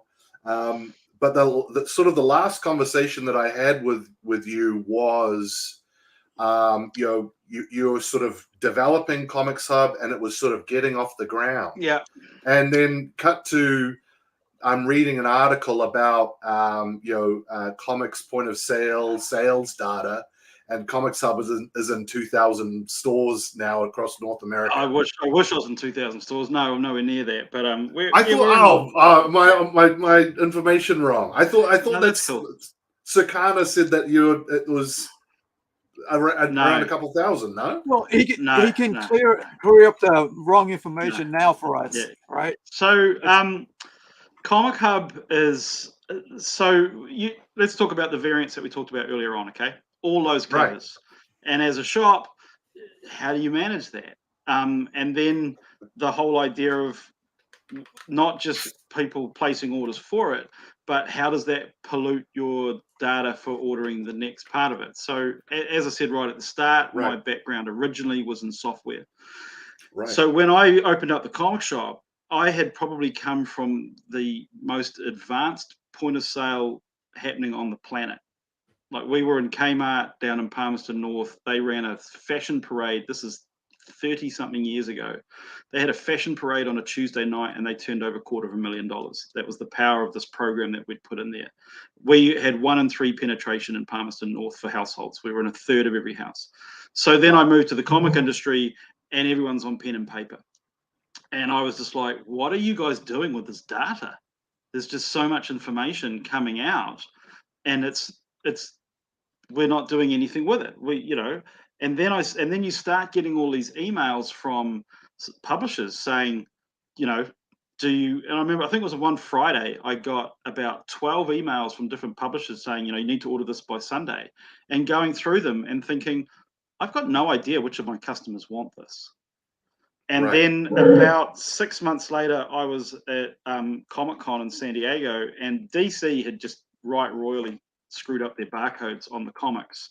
They no longer conform to international standards. And I'd even sent some covers down to the New Zealand arm of there's a global group that maintain barcode standards around the world. Every country has so. And I'd sent these off and said, look, what's going on? And I paid some money to get a report back that said these barcodes are wrong. And so at this retailer forum in San Diego, there was the question and answer thing. And at the end of it, I caught up and said, hey, is anybody else having problem with DC's barcodes? They won't scan in my shop. And in front of 100 retailers, everyone just laughed at me. And I was like, wait, well, what are you guys using? And no one said anything. And then the woman from Diamond Comics, who had the monopoly then at that point, said, can you please raise your hand if you have a point of sale system in your shop? And it was me. I was the only person out of 100 retailers. This is about 20 years ago that actually had point of sale. And I was like, how are you tracking information? Like, what are you doing? This is insane. So I then decided, well, I need to expand my product to do more of what I was using for what I'd done for Kmart. I wanted some of those tools accessible to me in store, and I thought, okay, I'll do this myself. I'll write my own program. And I hadn't written software in 15 years, so I had to go buy some textbooks and teach myself, I think, 5 different software languages over 2 or 3 years. And in the end, I had a pretty cool program in our shop that was making us, making our ordering really good and helping us a lot. And then we got nominated for the Eisner Award, which is the sort of the best retailer in the world award. We got into the top 5. So I had to go back to San Diego and submit my application for that. And part of the application included the software product that I'd written for myself for my shop. And we didn't win the Eisner, but afterwards I had a few retailers come up and like, hey man, sorry you didn't win, but will you license that software? And I was like, I don't, maybe not. And so I talked to my wife Sue and said, what do you think? And she's like, let's do it. And I said, look, if we're going to do this, I'm not doing it. I can't, I haven't written commercial software in over 15 years. We need to get something sorted. So I went to India, incorporated a company in Jaipur. I've got, some guys are going to be Skyping me after this tonight. And so we've got half a dozen full-time developers who've been working for us in Jaipur on this for now 6-7 years, and about 4 contractors. And basically, what you were talking about before, we're a solutions for the industry. So everyone who is a customer in my store and they see what's coming up, and then they submit their orders. So all our variant orders that we place in the shop 90% are pre-ordered. I'm not taking a guess on that at all. I know exactly what's going on. There's an opportunity for publishers to put preview pages in there, so they can put 4 or 5 pages up, which then helps customers take a look and read it. We are very close to launching a Kickstarter add-on, which means, at the moment, your situation with Kickstarter is you can only appeal to the people that you know, whereas our tools are going to say, well, look, I'm in these, I think we're in about 150 shops. We are in the United States, Canada, South Korea, Ireland, Portugal, and Sweden at the moment. So we can expand the reach for anybody else who's trying to sell comics if you're doing a retailer, deal for your particular product. So, and then it pushes back to, various industry people, sell-through data. So we're reporting information back to the industry on what's going on. And Sue and I are heading up to Pittsburgh on Sunday week, where we are the Comic Hub is one of the premium sponsors of Comics Pro, which is an industry event where we will be pitching to the industry and saying, this is how all these tools work. I am a shocking perfectionist. There's a problem I have. And, even though I've been doing this for years, this is probably the longest any product has been in beta. A lot of our clients are like, why aren't you pushing this hard? I'm like, oh, there's, that T's the wrong font. Oh, not quite that level, but it's got to be right. And it is right. So we are going to be making a lot of noise. I've got a lot of advertising credits built up. And so over the next 4 to 5 months, if you are anything to do with comics, you are going to get sick of hearing about me. Well, I mean, and it's also there's also just a general kind of it's an app, right? So just for like a general consumer, so is it's that part two? It's the heart of it. The heart of it is a point of sale system for retailers, right? And then so the hub data is stores. So each store then basically says to all of their customers, there's an Android and iPhone app for this, and there's a website, and and it also helps stores with cash flow, because as soon as product arrives and you say, hey, we've done this week's shipment's been processed, and if you can't get in, you can just log into your account and pay us. So we don't get tied up, which has been a killer for a lot of comic shops, is people placing orders for things ongoing, being a customer for 5 years and then just ghosting the shop, and the shop not knowing when to stop putting stuff aside. And next thing you know, you can very quickly, like if you've got a customer who comes in every 3 weeks and all of a sudden they don't come in for 8 weeks, by the time you realize they're not coming in, you've already ordered 2 months more comics. So you can actually be burnt for, easily 16 weeks worth of books. And it can really hurt you as a shop and cash flow wise. And for us, though, the flip side is, I can sell Slaughterhouse 5 any day of the week, right? If you come into the shop, guys, I will give you my blurb, and I will tell you why you should have it, and you will buy it, right? It's as simple as that. You can't not want this particular comic. But yeah, the other part to it is so comic shop owners, we're really good at selling what we like and what we know. But Ultimate Spider-Man #1. I don't know how far into the interview we are here. I'm confessing this, guys. I'm kind of happily putting my hand up. I've had a comic shop for 30 years. I've been reading comics for 45. Ultimate Spider-Man #1 is the first Spider-Man comic I have ever finished. I have never read a Spider-Man comic in my life. I have loved all the movies. But every time I've gone to read a Spider-Man comic, I just get 10 pages into it, and I'm like, I don't care about this teenager. I can't read it. I thought the Into the Spider-Verse Miles Morales stuff was just genius. So what Comic Hub does is it basically says, hey man, I like to talk to you about comics as a customer. I want to sell you comics as a customer, but I'm not going to be so arrogant that I know what you want. I'm going to give you the tools so you can tell me, and then we'll do it that way. So there's a point of sale, there's customer tools. Each store gets a fully automated website, which aggregates up to that comichub.com that you just put online there. Because one of the things for retail that's really important is you have to have an online presence. It's 2024. There's no denying that.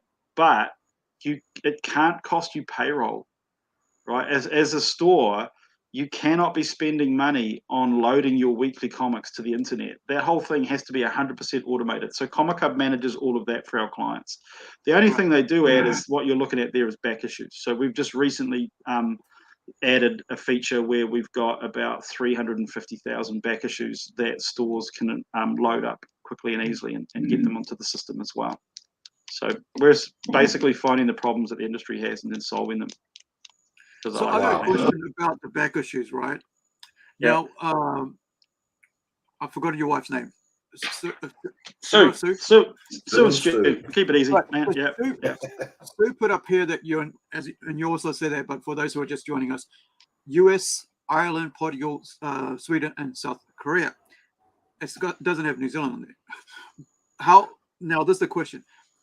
Say if there's a comic on Comic Hub and I want it in New Zealand, how does it get to me without the extra fees? Well, you're buying off a shop is basically it if it's a back issue like that. So again, that's something that some of our clients asked last year. Stu, I want to sell into New Zealand. So we've gone and investigated the USPS international shipping app and we built that tool out. Like I said, we've got basically 10 full-time developers. And as soon as a problem comes up, we talk about it and solve it and put it out there and just keep moving. So if I'm buying from a store, say like in Ireland, and I get it comes to your store, then I get it from you, or does it come? No. If you're buying from Comic Hub for back issues, you are buying from the shop. But Right. if you're using the app or the website, the customer website, there's customer.comichub.com, there's retailer.comichub.com, and there's comichub.com. If you're using customer, you are actually linked to my shop only. You have an account with Heroes for Sale, and you will only see the stock that's in my store, and you will be placing orders with us only. So now that we've just finished doing a prepaid tool. So Penguin Random House, who is the biggest distributor in the world, I think, of books, who is also the supplier of IDW, Dark Horse, and Marvel. We're in the middle, of making everything in their warehouse. There's like 125,000 line items in their warehouses, and they are all going to be live on our client websites in the US on Monday. So in the past, when I was down in Invercargill in 2002 or something, and I just found out that Rising Stars was being written by Babylon 5 writer, right? I didn't even know he wrote comics. So I was able to get a couple, and then the store there was able to source other stuff at probably like about a couple bucks extra, right? Because of all the work, but it got sent to them. Is this going to be the same case if there's something online here, I look at Comic Hub, go, I want that comic, but sitting in Ireland. And my question then is, when it comes, like you said, it comes to me, but am I just getting just doing a shop from there, like just an online shop? Yeah. Because so if you click on any of those items there, so click on spawn number 8, just for it's a Google's. I actually have that. Right, and then you click available at. Right. So you go available at. Right. Okay. And so now you can price compare the various stores that have got it, and then if you click on one of those for available, right? Let me just pop that onto our screen. Give me 1 sec. Did it spawn another one change? Oh, that's cool, Stu. So you've been taken to Downtown Comics. Yeah, here we are. So here we are now. Tells you the quality of it. Right. Tells you $10. Now if I add to cart, right? You've got to create an account with Downtown Comics in Indianapolis. Right. So then it's directly buying for them, which is kind of going to cost like what, $30 for postage anyway. Yeah. So do you kind of like, I'm just trying to make saying cheaper freight, right? So is there any way like you do a monthly purchase yourself for the store of certain books that you want to bring in from downtown, and I can say, hey, can I take that? Can you add this one to it? And we'll get that come across. I mean, and pay up front. I think that's going to be something that we as Heroes for Sale will we can possibly do that. But the other thing that we're now doing, because we now have this back issue tool, we are now buying collections off people. So for a long time I haven't got into the back issue market because if you can't get it online, you're missing 30% of the market, right? It's great that people are coming into the shop and buying back issues, but you've got to get it online to actually to complete retail in 2024. Now, in the past, I would have had to have gone and found that image, found a description, loaded it into my point of sale, made a unique item, added the dimensions and all that sort of stuff, and loaded it. So it would potentially take me 10 minutes to grade and do that whole thing for that one single comic. Now, the tools that we've got in Comic Hub, where we've got, I think it's 363,000 back issues loaded onto the website now. Takes time, man. And I can say Spawn. And if I've got a collection of somebody and it's got 50 Spawn comics in it, all I do at first is I find the Spawn range, and then I go number 8, 8 point, grade at 7.5, $12. Done. Yeah. Image, the whole lot, loaded, number 6. So I've gone from doing one comic in 10, 12 minutes to doing 3 or 4 comics a minute. So that's one of the solutions that we've added and is growing fast in that area. So talking about grading, right? While we're just here on that, recently there's been this huge thing with CGC stuff. Do you guys actually sell CGC books? Don't touch it. The reason I ask that is because this is my one and only CGC. I'm out. Nah. Yeah. Not having a thing to do with it.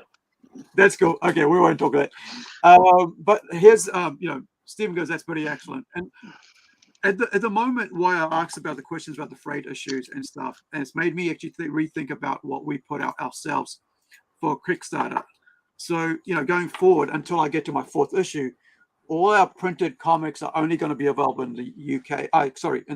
In Canada and the US, because it's it's easier for me to let it sell there, because that's where my publisher is, into that country. And then later, when I get to 4th issue, we release everything, and then we can go 4 issues for you guys at a cheaper rate. Yeah. I could be wrong. Maybe I'm misunderstanding the product, but Comic Hub is designed to find Comic Hub. There's no S. Comic Hub. My apologies. My apologies. Cool. It's designed to sort of find a retailer near you, right, with the product that you're after, as opposed to ordering it online, right? It's a direct. It gives brick and mortar retail comic shops the power of big box stores, while at the same time we are looking to decentralize the Amazon and that beast. Yeah, and that's this new tool we've got, where we've got all of Penguin Random House's in stock items. So when Comic Hub is one of the reasons we're going up to Pittsburgh, is there's going to be other distributors there, and we'll be saying, what's in your warehouse? Do you want it on 150 comic shop websites for people to be able to order direct?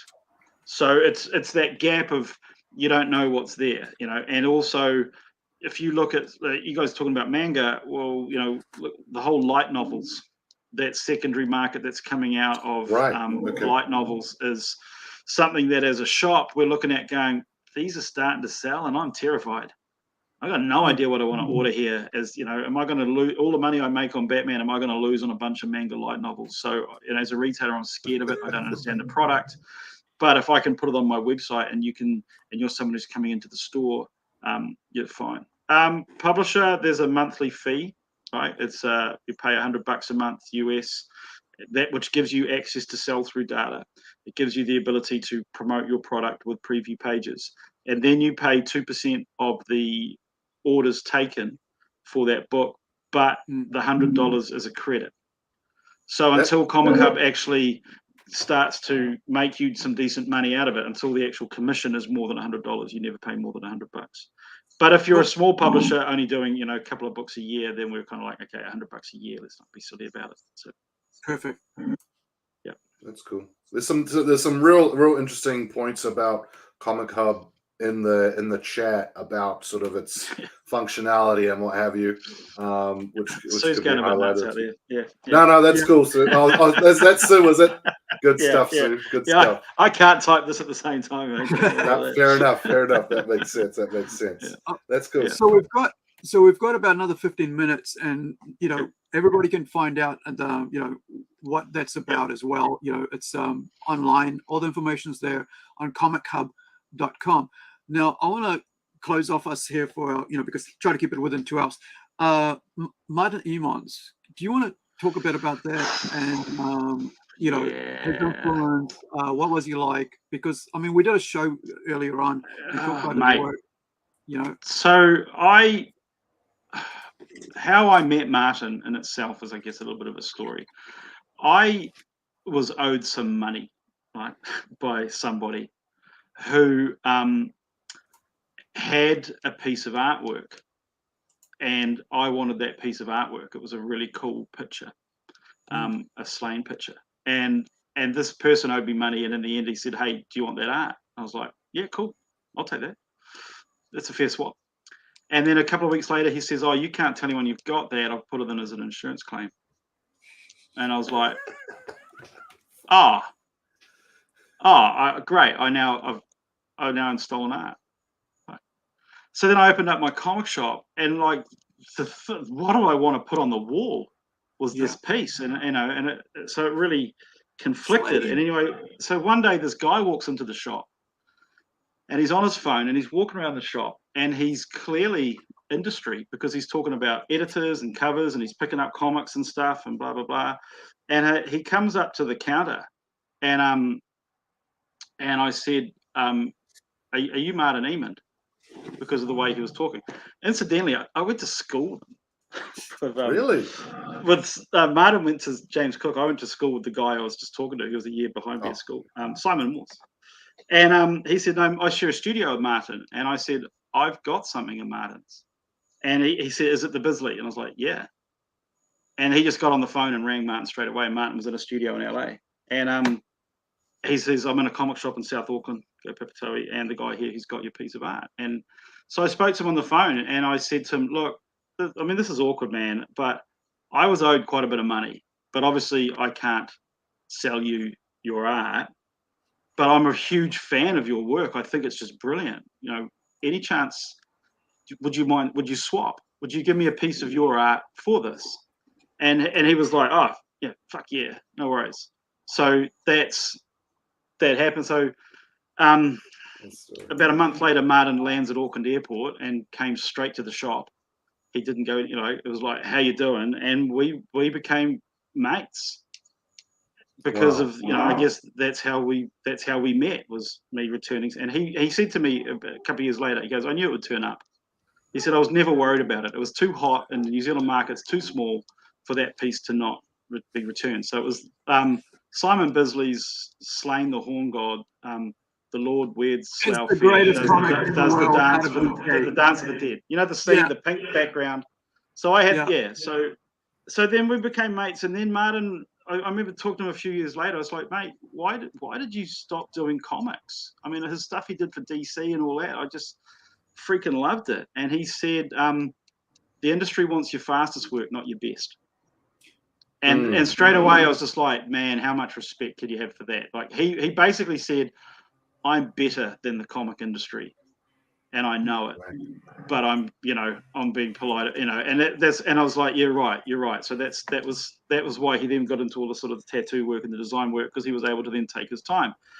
And then we were talking one I think it was the Anzac Day, we had lunch together, and he said, we were talking about White Trash, and I said, "Why don't you are you ever going to republish it?" And he said, "Oh, do you want to?" And I was like, "What?" He goes, "Do you want to republish it?" And I had no idea what publishing was involved. But I was like, yeah, I'll do that. And then it just became a nightmare, man. Like he didn't have I had to get all the pages scanned, and and for me, I lost sight of the fact that Martin hadn't done any commercial work for years. So when we actually went and actually had it printed, like 90% of my customers were like, "Who's Martin Emond?" Right. And I was like, okay. And so then we printed this book. I was out of the country at the time. There was a cock up in the art stock. My sister was having a baby in London, so I'd gone to be with her. The book was delayed. And then it just didn't sell because people the industry had moved on from Martin, regardless of what we wanted to say. So I printed 5,000 copies, thinking this is going to be easy. And I think on the first run we sold 1,800. And then with the cost of actually doing it, and then obviously, you know, the tragedy of his suicide. And I remember there was this idea that we were going to take his artwork and use the funds to support youth, you know, in mental health. And I'm sitting there thinking, I'm already 18 grand behind. You know, we've got 3,000 copies of this to get through. I'm on a loss. This thing is so. You know, Martin was a beautiful man. He was a great friend, and at the end of it, I didn't know what I was doing as a publisher. I got enough of that wrong, and I freely admit that now. And in the end, so he had illicit, which is, I don't know the exact legal setup, but I think his estate might have had a part ownership in that. Right. And I just said, look, and I just gave them the 2,500 copies that I think I had 2,800 copies left by that stage, or 80. Yeah. I gave them like 80% or 90% of the books that were left, and I kept like 200 to try and get some money back. And in the end, Do you have a copy of one? Yeah, I've got about 20 left. I want one. Sure. I've been trying to look everywhere for one. Please, I want one. Yeah, I'm pretty sure Sue, comment. Do we have white trash? I'm sure we've got. I think Sue, I've got like one box. Please put one aside with my name on it. Yeah. Send me a bank account. Stu's got my Facebook. I didn't know, Stu, you sort of had a hand in kind of reviving it. So, you know, because when we did our quick episode on Martin Emonds, you know, Aru sort of said, I want to do an episode on Martin Emonds. I'd never heard of him. I'd seen White Trash, I think, on your stands. So, but then I couldn't find a copy in graphic here in Wellington. But but I did buy a copy on Comixology or Kindle or whatever it's called now. So you had a hand in sort of digitizing that work. I mean, so I did the whole lot. I went and took a huge loan. Wow. Had it digitized, printed in New Zealand. I mean, I made so many mistakes. I should have had it printed in the US and warehoused it. So here I was with 5,000 copies in New Zealand that I'm shipping up to the States every time I got a purchase order. So I was starstruck when he said, "Will you do this?" And I should have said no. But like I said, he's a mate. We hang out with, you know, and I guess he just, I don't know. I'm slightly honoured that he thought I could do it. The worst part of it was because of how we met for the whole got you your art back. I think he thought he was doing me a favour, and I think at the time, I mean, I was just so excited to be a part of it that I never actually, paid attention to the fact that publishing is a skill and it's something I've never done in my life, and I've got no idea what I'm doing. And you want to try and digitize this book, print it in New Zealand, and sell it around the world, dude? Yeah, I should have said no at the time, but I just Martin's awesome. That's so cool. Still, I don't think we realized how close you were. So it was it was cool. She only is 19 now, right? Right. You guys, like Sue, it's answering your question. Yeah, statement. You only have 19 now because the bank, it's done. One's mine. Sure. And the other thing, I mean, even the printing, it wasn't the greatest binding. Like everything went wrong with it. And I think of everything I've done in business in my life, it's probably the thing that I don't know if I'm ashamed of it, but I'm embarrassed by it. I made so many mistakes for someone that I really cared about and liked, and I fucked it up. Yeah, and I think, I mean, look, at least it's out, right? That's one of the things. At least it's out, it's here, and people can enjoy it. And, like I said, I'd love to see, I mean, I want a piece of it because it's New Zealand history and it's New Zealand artists, who was with us for a short time, but did so much. I mean, I interviewed an artist who works with us at Rising Sun Comics, right? And he worked on a book, and I was like, looked at, because I was interviewing him, I was looked at his work, I went, is this influenced by Mono Emonds? American guy. He goes, yeah. I said, yeah, he's one of us. And we looked at him and we talked about that. And like, because his influence, like, and also the Horn God, I had the coffee table, whatever, trade paperback at that time.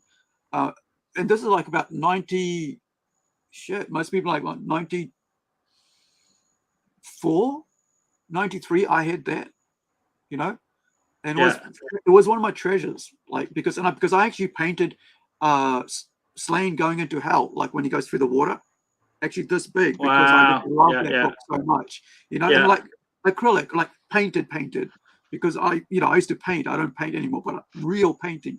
And I was like so admired, that's how much influence I felt for that, right? Yeah. And so when I don't know what had happened, but my whole thing came in with like the whole pink thing, and I was like, dude, what the? And then that's why I thought, like, well, if we're going to talk about Kiwis, then we need to bring him up, And then we've had and Sang come on. We've had like Dallin Herox come in last year, and I'm hoping that more people will come on, because look, this is just to highlight the great comic creators in New Zealand, right? In Whangarei, Auckland, Wellington. We had Jason Lenny on last week, and retailers. And retailers and event runners as well, because I think it's all hand in hand, because a lot of kids don't get to the comic store, but they can get to the events going on, right? Yeah.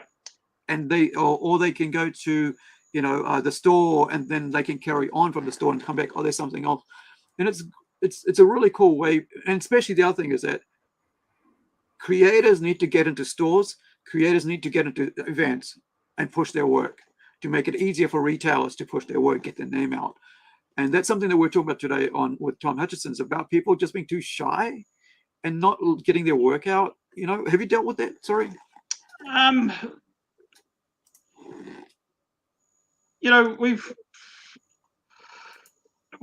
think one of the hardest things is if you have a creator and it's crickets, that's hard, right? So you got to be really, really careful, and you got to market it properly. And I remember one retailer, guy, Tate from Tate's Comics in Florida. The best advice I've ever got about having an event in your store is, if nobody turns up, don't worry about it, because nobody knew. So if you have a flop, no one knew it was a flop because no one showed up. So just get on with it, move on with the next one. Okay. And that's okay. That's one way of looking at it. But the other side is, if you actually bring a creator in and it doesn't hit, then that's hard. We've never had it as a problem. I've brought a few artists down from the Philippines. I've had we had the guy from Razorblade. I could send receive on the email. It was this guy from me. Hey, I'm going to be in New Zealand in 3 weeks. Come into your shop and do sketches and signings if you want. And I'm like, sure. And it was just gangbusters, like just all day long. It was a sad day up on K Road there. It worked really well. So I love doing that. I love the event side of it. But I don't know if I'll do it in this space. In Newmarket? The shop we're currently in right now. So just going back to what we talked about right at the start, just before COVID. So we were actually, my wife and I and my youngest daughter, we were about to move to India for a year to be with our development team for Comic Hub. So we had actually moved we'd cleared out everything from our apartment. We'd moved to my sister's farm. The world shut down 12 hours before we were due to leave. We come out of COVID 6 weeks after that huge lockdown. We were homeless. Our landlord up on K Road was just like a complete jerk after the roadworks. So we essentially didn't have a space for the business either. So we bailed to this space in Newmarket, which was upstairs because it had personal accommodation as well. But we're now ready to move out of here into something that is proper retail. And once we're in that space, we will do events. We will get back onto having people in the shop. It's something we really enjoy. Yeah. I still remember, I think, was it Harvey Tolabau? Harvey Tolabau, yeah. Yeah. He was fantastic, man. Yeah. I remember Steven that. Segovia, yeah. Oh, he's a that cool guy. I'm remembering Stephen. Right? Yeah, Steve. I remember you. That was the first time I'd sort of him. Kind of my experience with an artist in the store. Yeah. And I thought, wow, who is this guy going to be? He's just going to make. I went in and he's some, just absolute ace doing Wolverine. It was like, flipping it. This is unreal. So I remember handing him a couple of sketches of mine and him giving feedback. It was just incredible. Yeah. No, having those artists in there is so cool. We would have kept doing that, and because what we were doing is we were flying in an artist for Armageddon. So Right, yeah. we were saying to the people at Armageddon, you give me a space and I'll bring in a superstar artist to put on the billing. And so they did that for 3, and then we were looking at the 4th one and we were like, okay, what are we going to do? And they turned around and said, oh no, you need to pay $2,500 for the space for the artist. And I'm like, wait, what? I'm going to bring you an American creator that's going to bring in a couple of thousand people to your show, and you want to charge me for them to be there? And he goes, oh, well, you're going to make more, it's going to be for your shop. And I said, you know what? I'm going to bring in an artist and just bring him to my shop. See you, man. Yeah. I haven't been back to Armageddon since. It's like, that's a joke. Yeah, I remember you saying something like that. Yeah, and when Stephen was in there, it was packed. The table there was just, it was incredible. Yeah, great artist. Yeah, awesome. Cool. All righty. Well, okay, I was just showing you like events and stuff, photos, like having people going to it and seeing something like that, like just little community things. And I think a lot of and like we were talking about events, people going to events and promoting that on here as well. Like we want people to go to these events, and we're going to talk more about that in the after show after we finish here. Rex, do you have any questions? Otherwise, we'll go to words of wisdom. Oh no! So I mean, I wish I could. I wish this was a 6-hour show, Stu. But I know you. I know you're a busy man. I just want to thank you for coming on. Even though you don't remember me, your store in K Road was a big part of my 20s, and it's been an absolute pleasure to be able to interview you and get your insight. You're super intelligent, super charismatic guy, and I just thank you for your time. Thank you. It's kind words. Thank you. No I worries. remember I'm Stu sure, saying I'm sure if that I he saw you in remembered face, I'm sure if I see you in face, I'll remember you. I've grown out my hair and I've put on about 20 kilos. I don't blame you. Ah, you're that Rex. Okay, now I got it. You're that guy. Yeah. All right, I'm gonna pop you up on a full screen and give you solo. And basically, for those you guys watching, thank you for watching. After we finish here, we're gonna carry on with like it's open entertainment, pop culture conversations. And maybe Stu wants to hang out, and it was just casual. We just talk about whatever, and then we'll finish off. But also that we do here is like we do like a 5-minute, 3 to 5 minutes, just kind of words of wisdom, what you've learned over the years, right? 30 years of being in comics and stuff, and we've touched upon a lot of really amazing gold, right? Dug up some really cool gold here, but I think giving you this opportunity to say your own piece without us asking you questions would be really cool. So, words of wisdom. No pressure. No pressure. No pressure. I guess, what can I say? I've been privileged to have a position in comics in New Zealand, and I've recognized that. So I've tried to, and seen the power of what comics and imagination does for people in all walks of life. And because of our position, I've been able to take that to schools and libraries, and to teach it and teach comics in schools as well. And what I've learned from it all is, people want to be engaged with other people as a big part of it. So, and even though we're in retail, we know most of our customers. Sorry, Rex. We when they come in, we're chatting with them. And if you can get yourself somewhere, if you can get to a position in life where you can just hang out with like-minded people, then you've made it. Is all I can really say about that. When you get to just talk about your passion continuously and be involved in that, that's make, you know, it sounds corny, follow your dreams, whatever. It doesn't have to, your dream doesn't have to be huge for it to be something that you really, really enjoy, you know. And we get that with our customers. Some of the guys who, you know, landscape gardeners, and they read comics, but their passion for landscape gardening is evident. The people that we meet in our store who have something outside of comics are probably sometimes the more interesting. It's cool to talk about comics. It's cool to talk about other things that you're involved in as well. And I've really enjoyed that part of it. I don't know if I'm getting this part of the show right. I think You're doing great. You're doing great.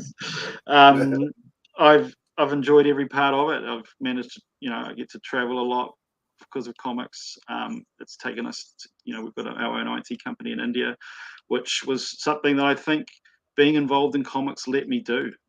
I think if I had a pizza shop and, you know, the next step for the pizza shop was going to India to open up an IT company, I don't know if I would have, but the imagination and that drive that comes with comics, the idea of, yeah, if we do this, what if I do this, has really helped. So comics expand your imagination. And if you're sort of, whatever reason you're on the fence of this, if you do just look at the covers, then start talking to some people to find what content you'll like inside, because the more stories you consume, the more your imagination will grow, the more interesting you will be as a person and more likable to other people. And I think comics has made me likable. I'll go with that. How's that? Yeah. Very well done. That's cool. So I've got this from Stephen, and he's probably, you know, met you recently. The last time I saw you was about 2007. So or near that. Now, the other thing here is like this part is really, really important. And I remember like when I was doing research, when I opened up the store, our store here from around 2014, it really was this. It became a community hub for people who were into trading cards, manga, into gaming, D&D and stuff. And it was like, it became that way. And the weird thing is like those 20% of the store that stayed behind and helped and, you know, became part of it, they ended up running events, D&D events, Yu-Gi-Oh events, trading card events. And also then when we closed the store about 18 months later or something, something like that, maybe less than that, they carried on in their groups because their group that they created, that you know, the relationships, interpersonal relationships they created with each other, you know, and these are guys, right? School kids, adult guys, and they basically were able to mentor the older ones. Were able to mentor younger ones, and in that time over the like 2014, almost 10 years ago, right? Because that's like a decade of people, and so now they actually have their own store, but also now that's actually everybody's gaming there now, right? And that community has even grown. So in the last 5 years, when I was running my convention, they were part of that convention and helped me run it. Some of the key people that came from that community in that store to do that. And I think that's sometimes people forget the importance of having something like a store, right? And they think it's only about retail. And I think comics are very different. It's not like a freaking clothing store, right? It's like a, you know, it's like conversation. You're in there for hours and talking. And I'm sure, you know, Rex has been in the situation where he's been in comic stores and talked for hours, right? Yeah, sure. I mean, the one thing I was going to say, I think the unique thing about Heroes for Sale, not to open up another can of worms at the end of the show, but you know, I think Heroes for Sale sort of for a comic store had this sort of element of wholesomeness, which I think is missing in a lot of comic stores. Like, I don't want to sort of put down other stores, but you know, it's sort of like a hole in the wall type deal, you know, when you go to store and you're gonna grab a comic, you know. But there was, you know, there's families and stuff running around in Heroes for Sale, and I don't think I've experienced that sort of thing. If anyone listening, if you are considering opening a comic or a game store, when you do your fit out and when you do your layout, make sure when it's all finished, you've got an extra $3 or $4 grand in your back pocket and go and spend it on lighting. That's the advice I will give you. Okay, your shop must be bright now, and if you think if dark blue is your favorite color, do not put it on the walls. Okay, your walls need to be white. And you need to have solid lighting. That's all I'm going to say on that. That's my only advice to anyone opening up a shop. And I think that it's got hits to smell exactly what nice. you're talking about, Rex. It's got to be inviting. And I remember being in London with my niece. She was about 15, and we went to about 3 or 4 comic shops in London. And I said, "What do you think?" And she said, "Uncle Stu, your shop pisses all over them." I was like, "What? Yeah. We're in London." She goes, "They're just dark and dingy boys Yeah. stores, and I would never go into any of them. But I love taking my friends into your shop because it's nice and bright." And I remember going to Hawaii, and I'm like, oh, I'll go to my first American comic book store, and I'd gone to yours, spent probably 5 years as a customer there. Went in, I was like, Jesus, this is like it's like a hoarder who lives here or something. It's just you're stepping over piles of stuff, things are dusty, sun damage, there's a body outline on the floor somewhere that they haven't removed. Get me out. Pick something out, get me out of here. But no, I mean, that's the last sort of piece that I'll say is that it is a unique sort of place, and I think it is a family business, so that sort of shines through. So yeah. Thank you. The other thing is, like, if you are going to open a store, look at the best stores. Right? Yeah. Look at the best stores. Look at the ones that are doing really well. Yeah, I mean, but I'll say that you there's some shops that you go into and you're like, and for me it's a hobby. I walk into any space. It doesn't have to be a comic shop, and I just like, this is an $80,000 fit out. Like, it's just something I do. I look at the fittings, I look at the lighting and all that sort of stuff. Yeah. It's what I said. Keep 3 or 4 back for the lighting. You can still fit a shop out for $5,000. You can get secondhand furniture. You can do all that, but then you've got to light it still. And that will also then highlight to you some of your shoddier cabinetry that you shouldn't have picked up for $5. You should have said, "Nah, I'm not putting that in my shop." Anyway, I've diverted. Just in finishing, I want to show you my friend's store. These are guys that, like, it's kind of like a franchise thing, but like they fit it out themselves. So it's I always forget the name of it. I always call it something else. But it's a gaming store. So let me see if I can find any interior work, and I'll show you. When we did our, like when I was talking about like research, I actually spent a year researching the best comic stores in the world, right? Before I basically decided to open one up. And so, it's a gaming store. So at the back, you got all those tables, and you're right. The lighting, it looks so bright, right? Yep. And stuff. And that's Ethan. That's one of my best mates. He's the one who's one of the co-owners. There's 3 of them there, and it's always filled out whenever they have the events. And it's just, anybody can go in, right, and feel welcome. And one of the things, like, we're talking about smells, right? Females are very, if your place smells like toe jams and, armpits and, bad breath, nobody's going to like it, man. They're going to leave, dude. And you've lost customers. And mom and dad are like going to bring their kids in, and you got like a poster on the wall of a naked lady or topless, whatever. They're going to like, okay, kids, we're going elsewhere. And you've lost customers. You lost a whole family of customers. And if child goes, if you get a kid to read young age, 5, whatever, he's going to be at 10, at 15, and 40, whatever, right? Like me, right? From 8 to now at 50, I'm still reading comics and now creating. But that's enough from me. Thank you. Now we're going to move on to, I'll just say farewells and just and then we'll get back into it. Thank you, everybody, for joining us. Thank you, Rex, for co-hosting. Appreciate it, man. And thank you, Stu, for taking your time out and like spending a Friday night with us, right? I'm sure you could be out there with Sue having dinner somewhere and lovely meal at the various, restaurants in Auckland. But I do appreciate what you brought tonight, and I think we covered pretty cool things. We didn't talk a lot about Emonds, but I think the 2 things that we covered really are needed right now in the comic industry, which is comic store, what is happening there, and the other thing I should have added, part of that is a creative side. And if you guys are watching this on replay, do watch the entire thing, but especially that earlier stuff with because it's been almost like a two-part thing.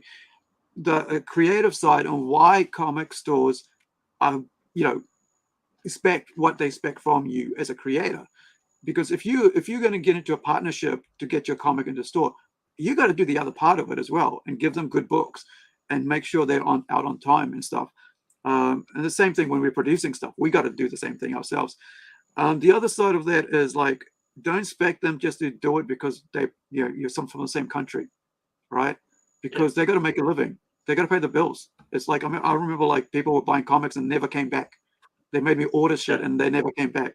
And I had, hundreds and hundreds of dollars of back orders that never got sold and then like I had to close down shop because I just couldn't handle that. And they're like, oh, we'll be there. Bring it in. That also comes on the readers as well, right? Because you got to understand, people are trying to make a living.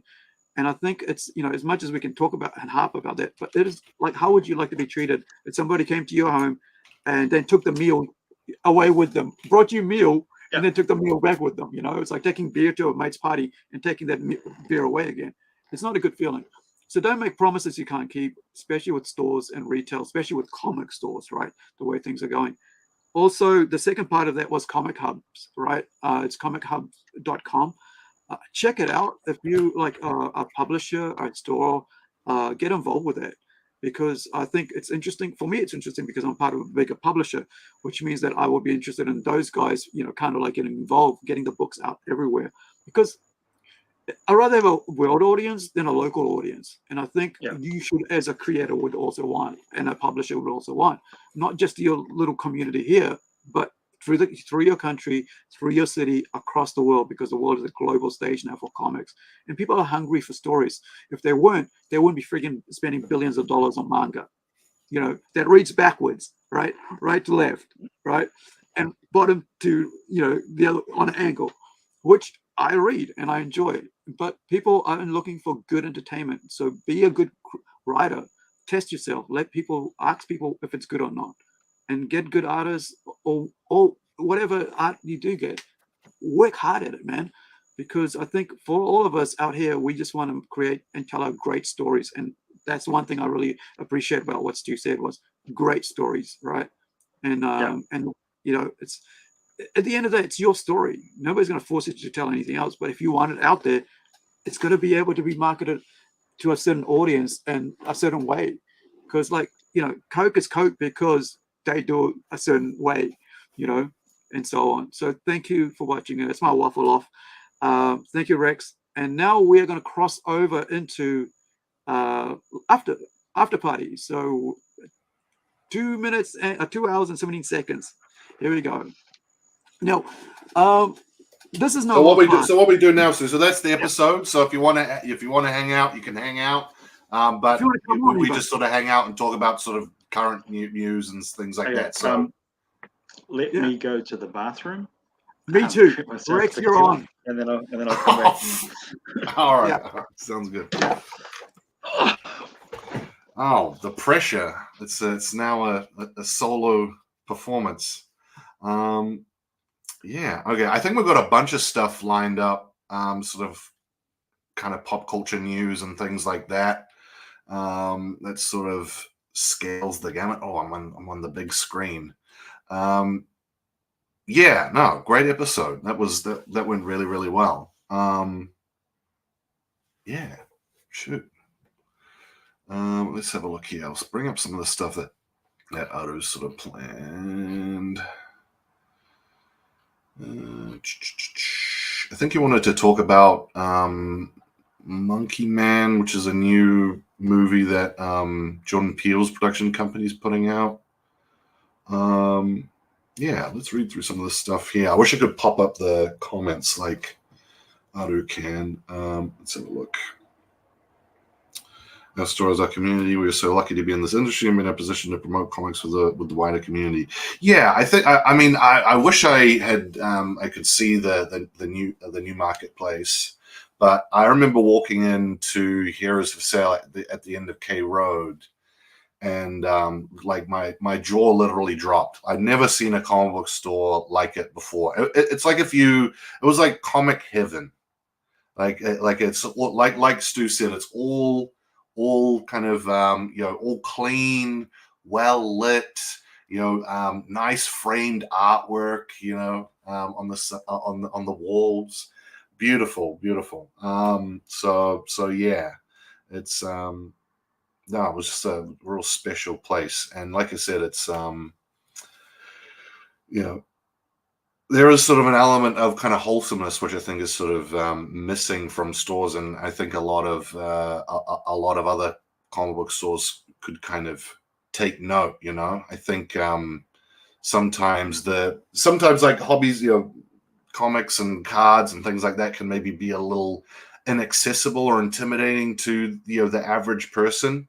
And I think if Here Is for Sale was the blueprint, I think it would the hobby would be much more sort of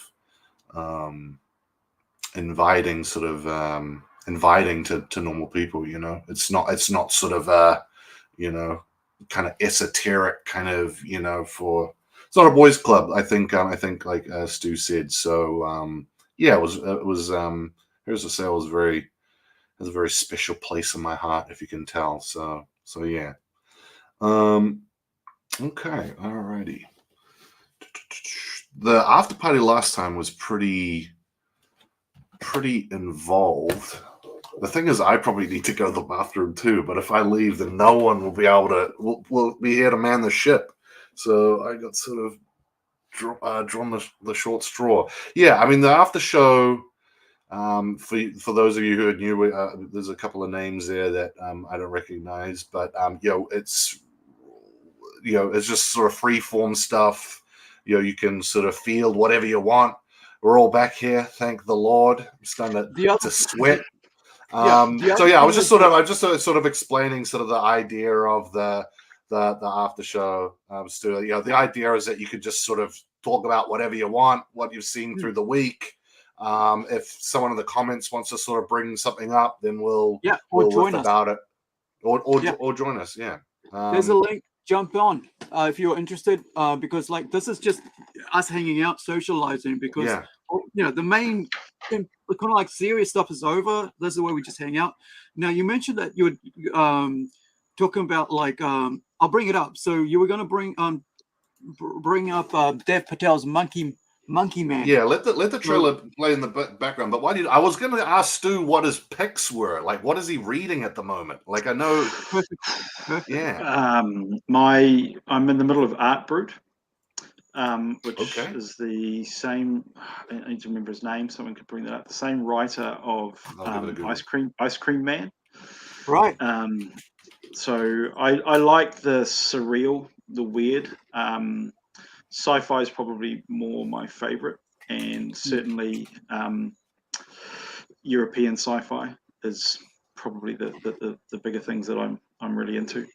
But yeah, Art Brute is pretty crazy. And as I said before, we just did Bodies. Did you guys watch the Netflix show?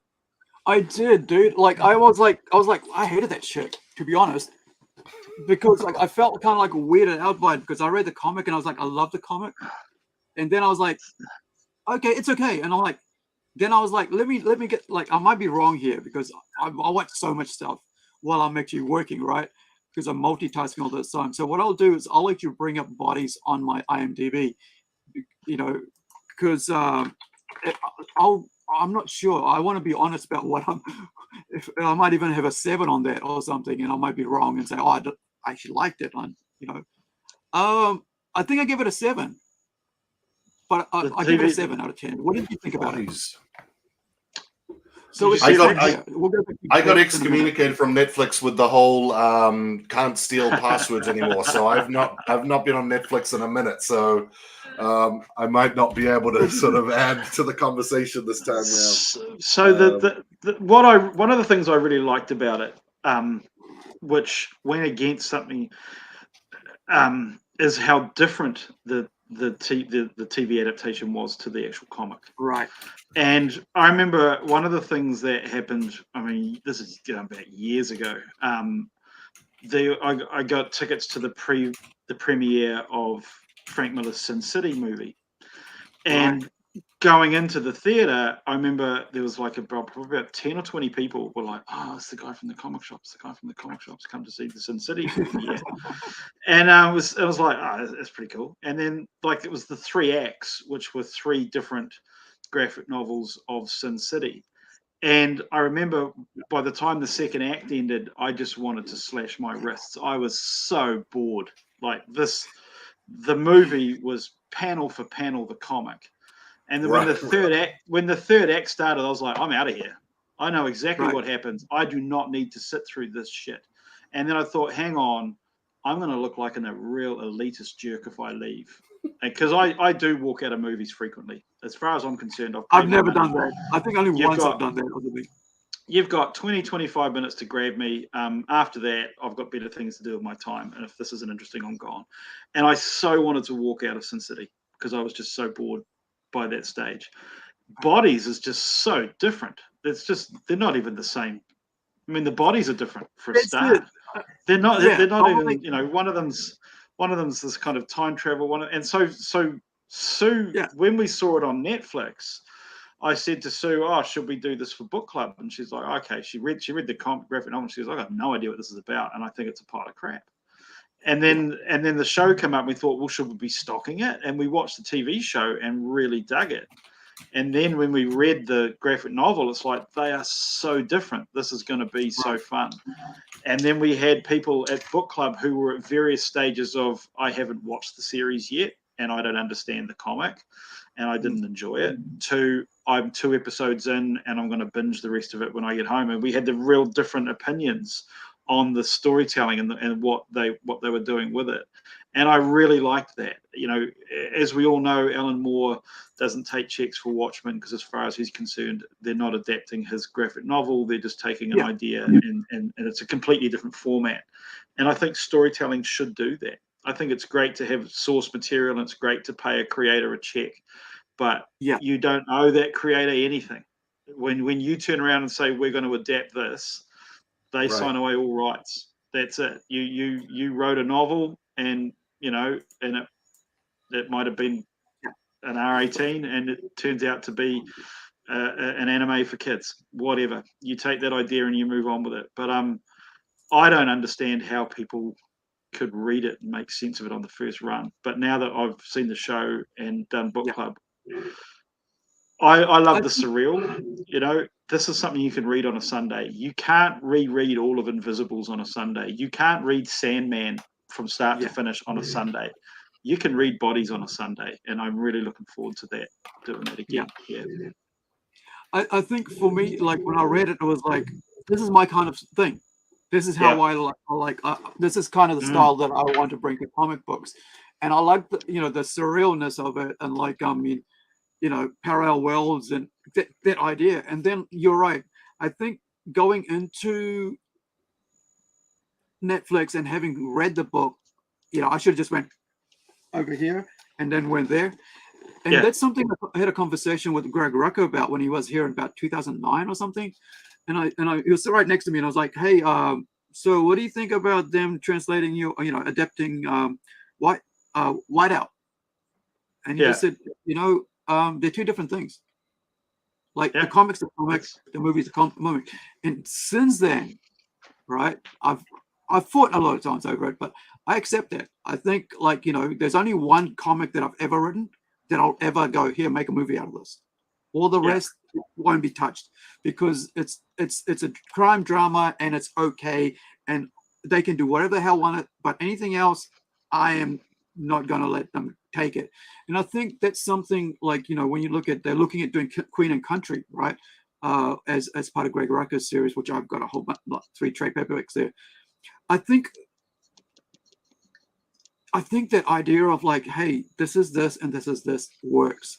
And it's hard sometimes to accept that because if you love something so much, you know, but it's especially if you love the original work so much. But I think if you know, especially coming from Greg, right, you know, and that's a really, I mean, Kate Beckinsale, right? You can't go, I don't like Kate Beckinsale and that, you know, and she didn't do it justice.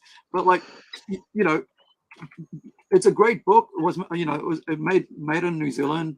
and put us. I think it was what was it? Parnell Road or something like that? Is that the one they've got up there? I don't know where you're going with that. Yeah, I'm But, not too sure I mean, what you mean. The studio. I think if it's the idea of adapting something, if you're a real true fan of the source material, to me, you should want to see that source material expanded. Yeah. And one of my favorite animes of all time was Cowboy Bebop. And I thought the live action was just fantastic. I thought they took that original anime and they expanded it, and they made more sense of it. Like there was plenty of parts of the actual anime that you're just like, I don't know what the hell's going on here, but I'm really digging it. And so when they made it more of a linear story with a like start to finish and fleshed out some parts, I absolutely loved it. And to see people go, oh, that's not what they did in the cartoon. I'm like, yeah, they did a live action movie, dude. It wasn't a cartoon. Right. Did you not notice that they were real people? But yet they still had John Cho, whatever it was. The way he fights like Spike. He's got the high kicks and all that. They really gave you the best of the anime, and people just grizzled. And I find that heartbreaking. Have you had a look at Stu at again, I'm not on Netflix anymore. Have you had a look at One Piece? Because the One Piece live action, apparently, the consensus I think has been it's been a pretty good translation. I mean, is there any I haven't seen it. So I actually spent 6 months in India last year with the team, and there's a bunch of things that Sue watched, and I've gone, you want to watch it? She's like, no, I don't want to watch it again. But she said it was amazing. She really enjoyed it, but I walk out of movies and she won't watch them twice. It's kind of weird, and somehow in the middle. So I'm more like her than like you on this aspect. Yeah, because I'm like, especially on the whole Spike and Cowboy Bebop thing. I love that thing. It's like there's the DVD's right there, but. I just wondered how because I thought, okay, well, Netflix can't make a live action version. Like it's just the fans are against them now. You know what I mean? Like it's just sort of like, but they've received One Piece well. So I thought, well, what's sort of the difference? What's sort of the thing that you can extract and go, okay, you must do this if you're going to sort of translate it to a live action. You know what I mean? I think what you should do is, as a director of live action, you should do what you do best, and that's make a live action film. Right. Just ignore that part of the argument. Don't even try to appeal to them. But then you would you might make a pile of crap. That's already there, right? Wouldn't you lose your audience that's already there? Like they're gonna watch it anyway, man. They're gonna hate it no matter. They're gonna hate it no matter what. Yeah, that's my thing. Like I thought, well, it's just like the Dyer's cast, But then One Piece comes out, and it's like, oh shit, people like this, There's some adaptations that have been fantastic. I don't know about you. I thought V for Vendetta was a fantastic. I'm a fan of Watchmen. I think it's one of the better. Watchmen's cool, and when people talk to me, when I get people come in and you can tell that they want to talk about Watchmen and they want to be a bit angry, and I always say to them, look, the graphic novel is dark because of the Black Freighter story. The movie is violent, and once you get past that, then you'll enjoy it. And they're like, there's some of the scenes with Rorschach in the movie are just brutal.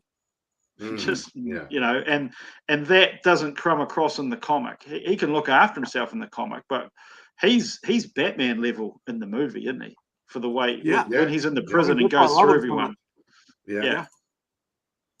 The way he grabs that guy's hands in the prison cell. Fantastic. You're in here with me. I'll show you some. I'll show you some Watchmen art that some people might not have ever seen. Like it's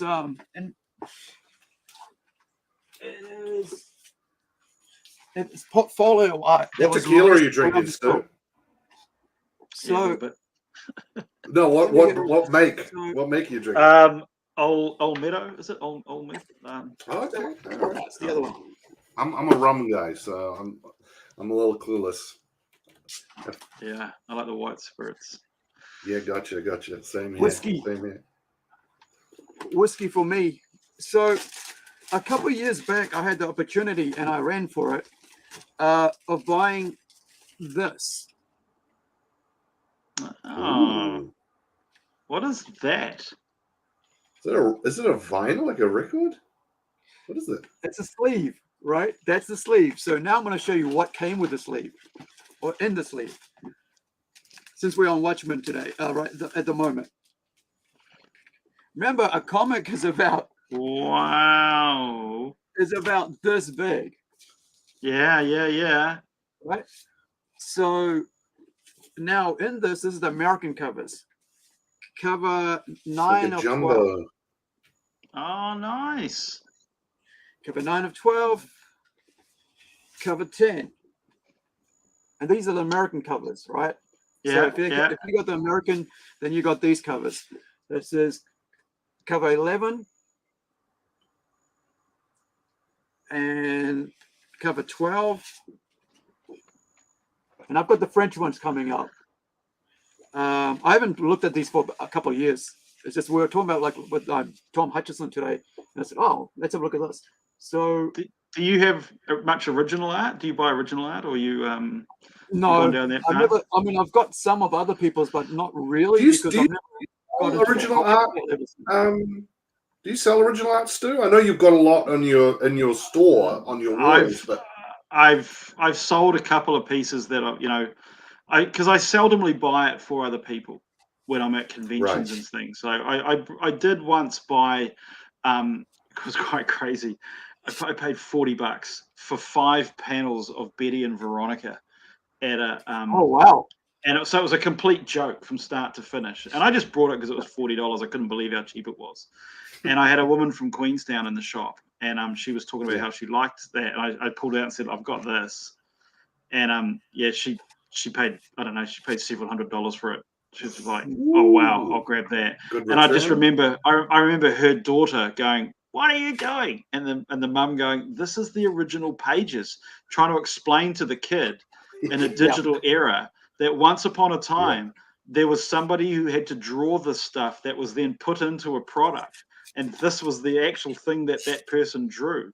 And then the kids, you could see their head translating it to, yeah, but that's just like done on digital art platform, and they said, "No, there's only one of these in the world, kid. This is just the one, and your mum's buying the whole lot." But I've got some special pieces. I've got some cool pieces, and one of the ones that just came up recently that I remembered. So Hellblazer, as I mentioned in the pod, Dude, I want one of those. That's the only one I want in the world. A Hellblazer. I've got some Garth Ennis Hellblazer, and I've got the page where it's Prince Andrew, which the whole Epstein thing. This is quite kind of timely now.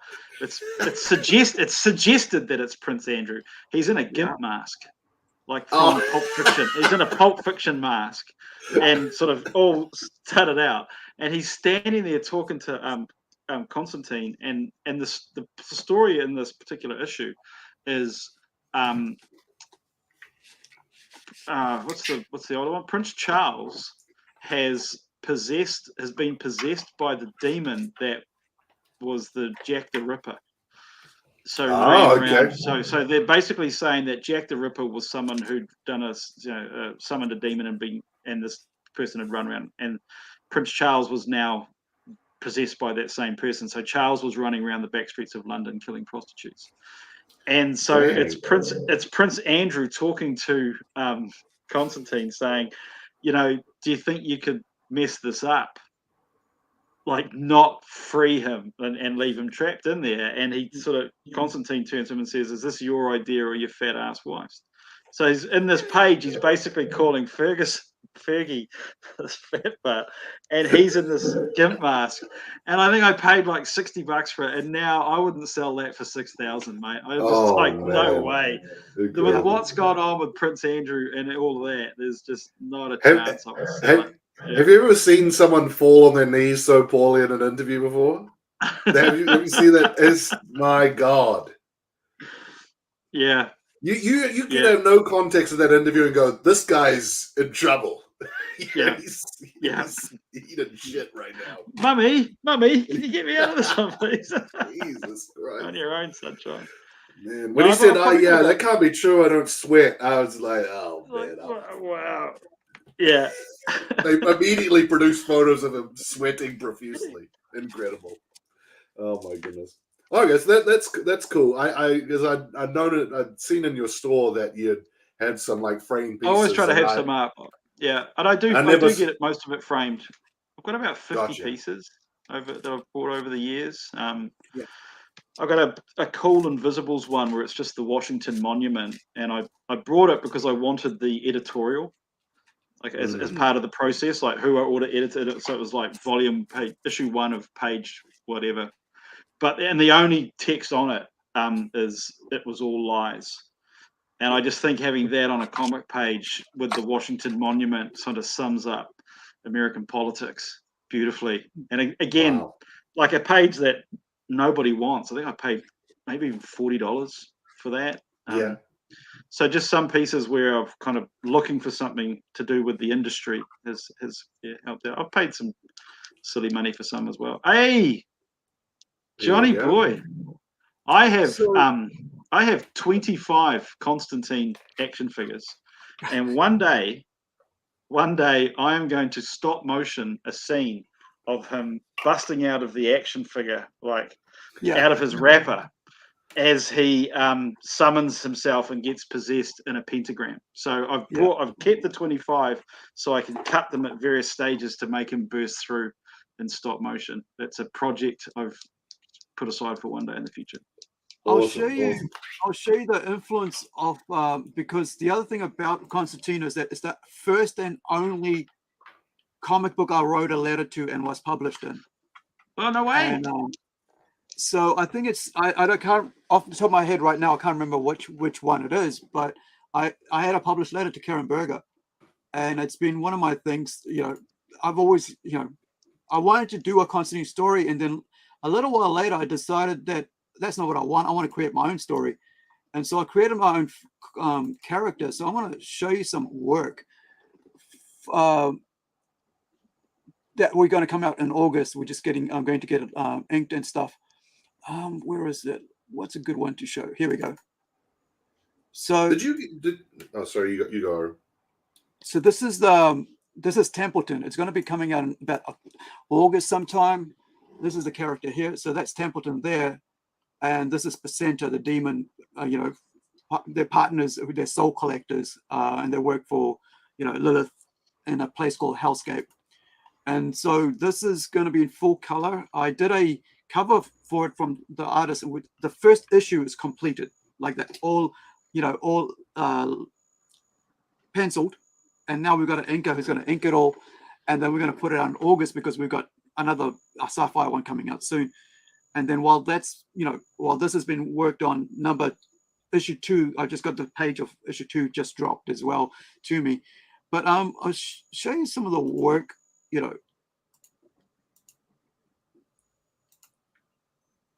Has he got teeth on his knees? Is that what I'm saying? Yeah. Is that a mouth on his knee? Yeah.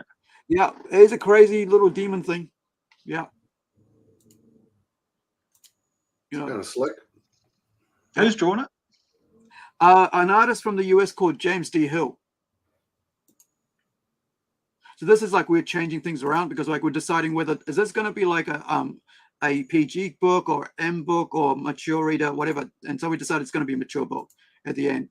And so we went, all out, Angels and Demons,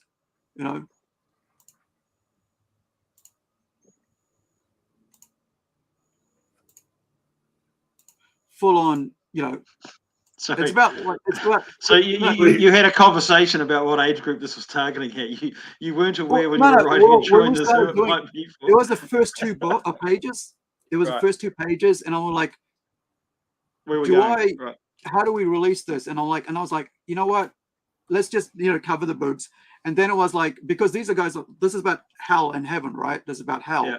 And people who arrive in hell and what they do to get there. They're not just going to be just your normal everyday, killers. They're actually full on, murderers and all that. And so I just like, we could do an M, and then I was like, no, this is going to go higher rated, right? And so, because like we were talking about earlier, like, I've got stuff that's for teen plus or PG. There's all, that Incredible comic I showed before, that's for all age readers, right? Kind of like a general audience. But I think, that's then that basically when I wrote this one, it was like it was going to be like a Hellblazer kind of story. And then I was like, no, you know what? I want to create my original work, and just totally twisted it around. And now he's a soul collector. Now he works for Hell, and why he works there, why is he the only human who's working for Hell, and all that. You create the story, create the character and mythos around it. But before we finish on this one, I'll just show you the cover he did when we first came up with it. Is it doing? And we even created I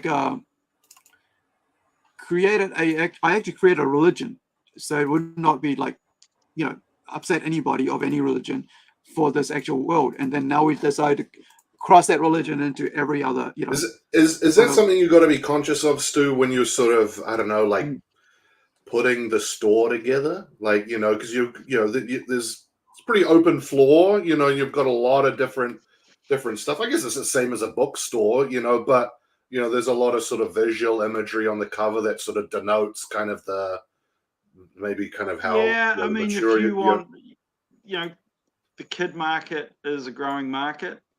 Yeah. And so it's not like a traditional bookstore where you can actually have 50 Shades of Grey 3 feet from a coloring book, because the kid's got no idea what's in 50 Shades of Grey. Right. But if you've got a cover that's pretty explicit and the kid's walking around the shop, you've blown it. Which for us, as I said, with the Zenoscope and those sorts of things, we just do it on order, so we don't have to put it out on the rack as well. Which, to be honest, a lot of it isn't going to sell from the rack anyway. I'm not super familiar with Zenoscope. Are they like super? But it's TNA is a big part of what their cover scheme's about. Yeah. So like, what do you call it? Like cheesecakes? Is it cheesecake? Is that what the term is called? Yeah, that's what I call it anyway. Cheesecake. Yeah. Bikini and a bow and arrow is a common feature, I see. The old tattered loincloth, right. Yeah. I'll bring up some images so you get an idea. Come on. It's taking a bit of a while. Let's get rid of that. Let's bring up Zenoscope. So this sort of thing. That popped away. I hate when they pop away like that. So let's go. Here we go. So just while we're waiting for this to load, Stu, I was just gonna ask. Right. Great. Okay. Gotcha. No, carry on, Max. I was just gonna ask, like, we were talking about kind of like comic translations and manga translation, things like that. Do you see those sort of translate into sales in the store? Do people come in sort of wanting to know more about the property, or is it sort of separate? I've heard sort of mixed sort of reports on that, like the Marvel movies kind of didn't really result too much in sales, but then I've heard people say, hey, I got into comics from those movies. So what's sort of is there a relation, or is it all of the above, mate? It's there are some people who used to read, who would collect 15 or 20 comics a week, and now you can watch Loki on Disney, you can watch The Mandalorian on Disney, so they now get 4 comics a week, because a lot of their pop culture they are able to consume elsewhere. And then there are people who have seen Loki on TV and want to read a Loki graphic novel. So it's sometimes those movies are just glorious 2-hour commercials for our store, and sometimes they are something that takes a longer, bigger term customer away. Okay. I think overall they have a positive effect, because people find out that there's more to explore, bigger fans being with it. But I think there's a transition to that, because we comic shops, we all previously had, I don't know, just round numbers for shits and giggles, 50 customers who were getting 20 comics a week, and then everything down from that. And now we've probably got 20 customers getting 20 comics a week, but we've got a lot more people who come in once or twice, or every 2 or 3 months and pick up 2 or 3 graphic novels, and they never came in before. Or, you have someone come in and pick up, sometimes people will come in and they'll buy 20 manga volumes in one hit and go. That's not an uncommon type of purchase, which is a bizarre, which is as cool as that sounds, is hard and is a pain, because you've got to try to keep 112 volumes of One Piece on the rack. That can be difficult, because there can be a period where volumes 56, 72 and 19 are out of print. So, and then some people are like, oh, they don't do those anymore, I'm not going to get any. Or they will get, they'll get up to 18 and they're not going to buy number 20 until you get 19 in, and Viz's publishing schedule is 8 months away from doing that. So, wow. And no matter what you say to people, if you don't have volume 19, but they managed to find it in some secondhand bookshop in Ekatahuna, you're shit, because you didn't have it and they did. And it's like, so it wasn't in print, man. Cut me some slack. People. That's just people. And I think, Gotcha. I think the fact we've been here after 30 years is a testament to the fact that we navigate that fairly well. But equally, it's probably one of the hardest parts, is dealing with that, as managing people's disappointment when you can't provide something that they expect you to have. I think is possibly the hardest thing for us. Is we want to get it for you, and then if they can get it somewhere else, it's there can be a gap in that, and they're like, oh, don't bother going there anymore, they don't get stuff for you. Like, oh, bro. Yeah, I could imagine. That's all we do. Yeah.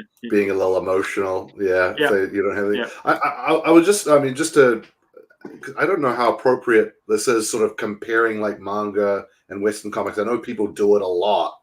I mean, that would be interesting to hear if you do think that's appropriate. But with manga, it seems like they've got sort of like this pipeline. If where it starts off as a manga, it's relatively successful. It starts to sell. It gets an anime, and then that feeds directly into the manga, and it absolutely explodes if it's successful, right? Is that something you think? Not that exact sort of strategy, but do you think that's something that the West could do a little bit more, where they've got sort of other media that feed directly into the comic, or and vice versa, or I know it's a bit of an obtuse way of putting it, but.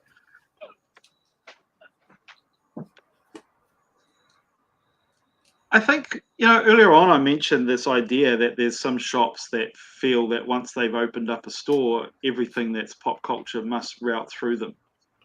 And I think, one of the things that, I'm trying to do with Comic Hub is allow the community aspect of a comic shop to be ubiquitous for everything, so that you can get everything from me. Because the problem with what you're talking about here is, there's just so much, man. There's just so much content, and you can easily find yourself stocking things that you don't know who the market is, and one person coming in saying, "Oh, have you got this?" is not a reason to go and buy the 18 volumes of it. And right now, the thing that I'm wrestling with the most as a shop of like, what do we do? Is manga light novels. Like this area of, so if One Piece came out with light novels, I'd probably get them, but I don't know if there's any other manga property that I'm at this stage prepared to get them in for. Like there's so, again, there's just so many, and Penguin Random House's in stock in their warehouses is 125,000 SKUs.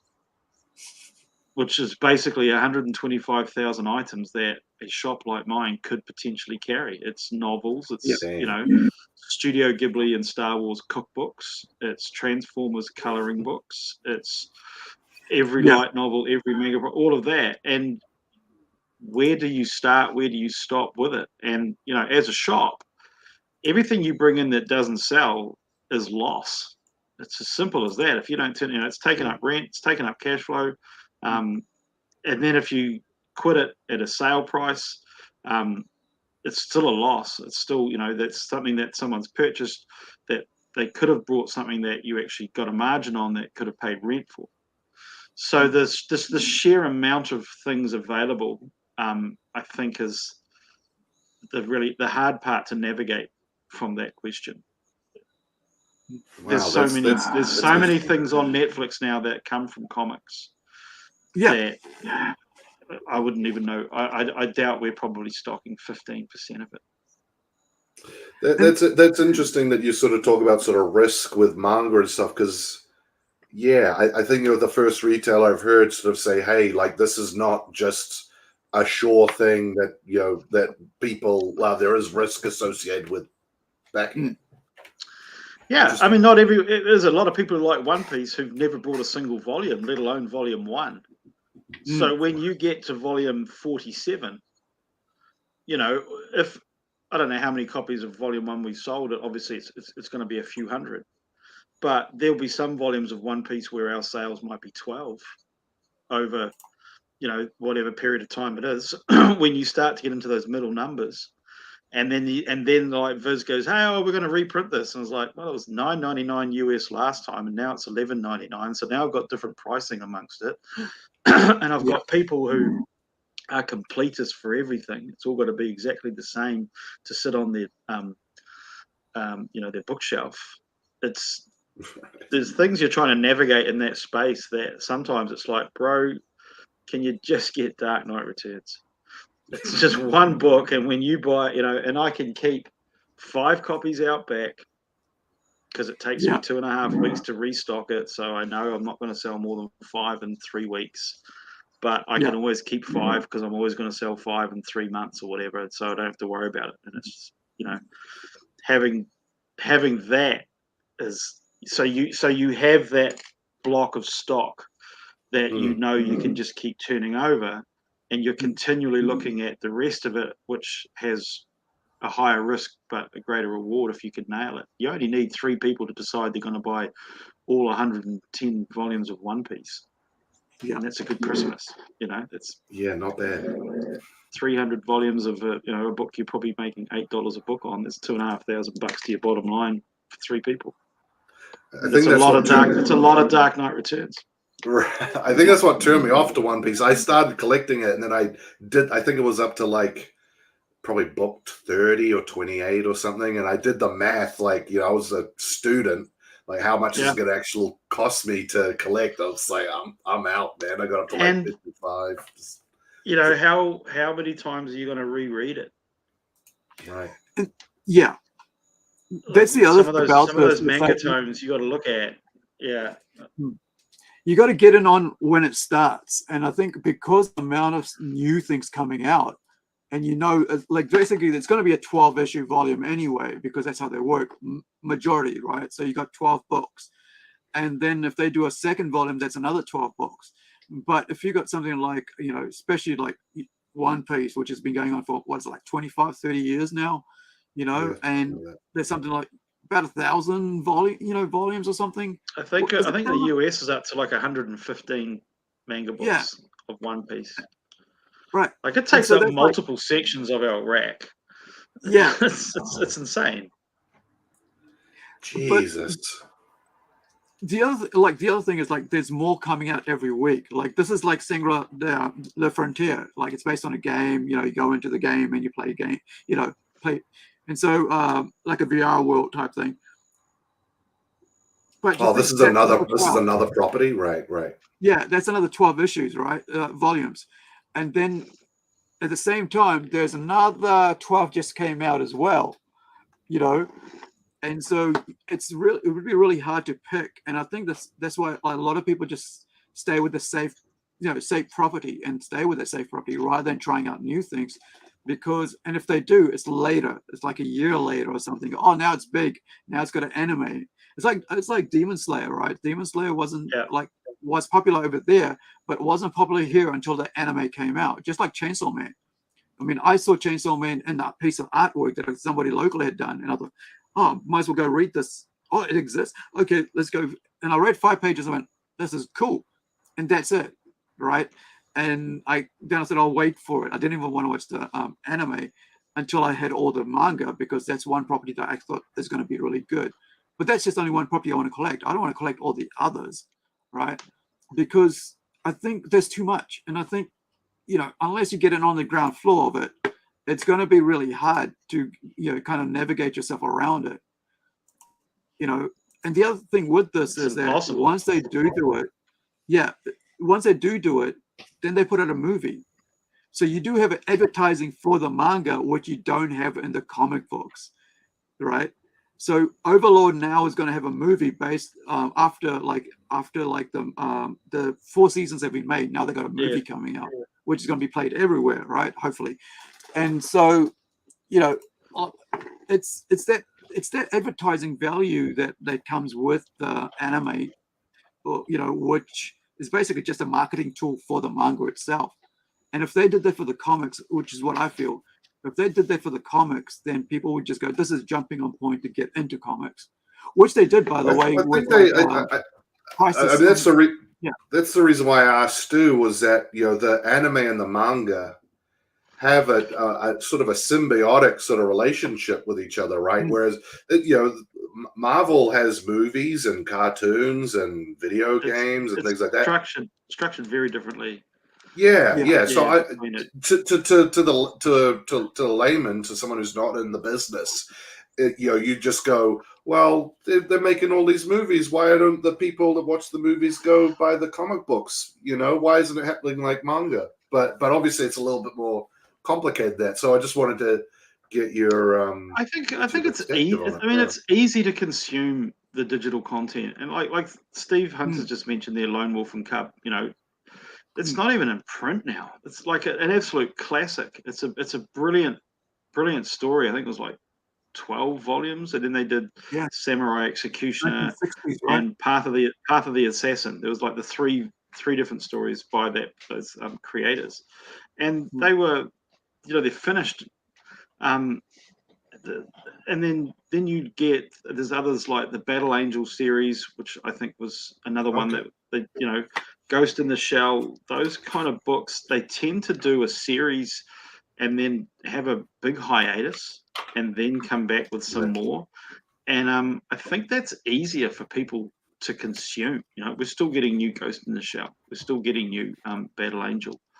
And then the other one you have is Pokemon, which, as a retailer, which should be making money out of this, I have no idea how to stock that book.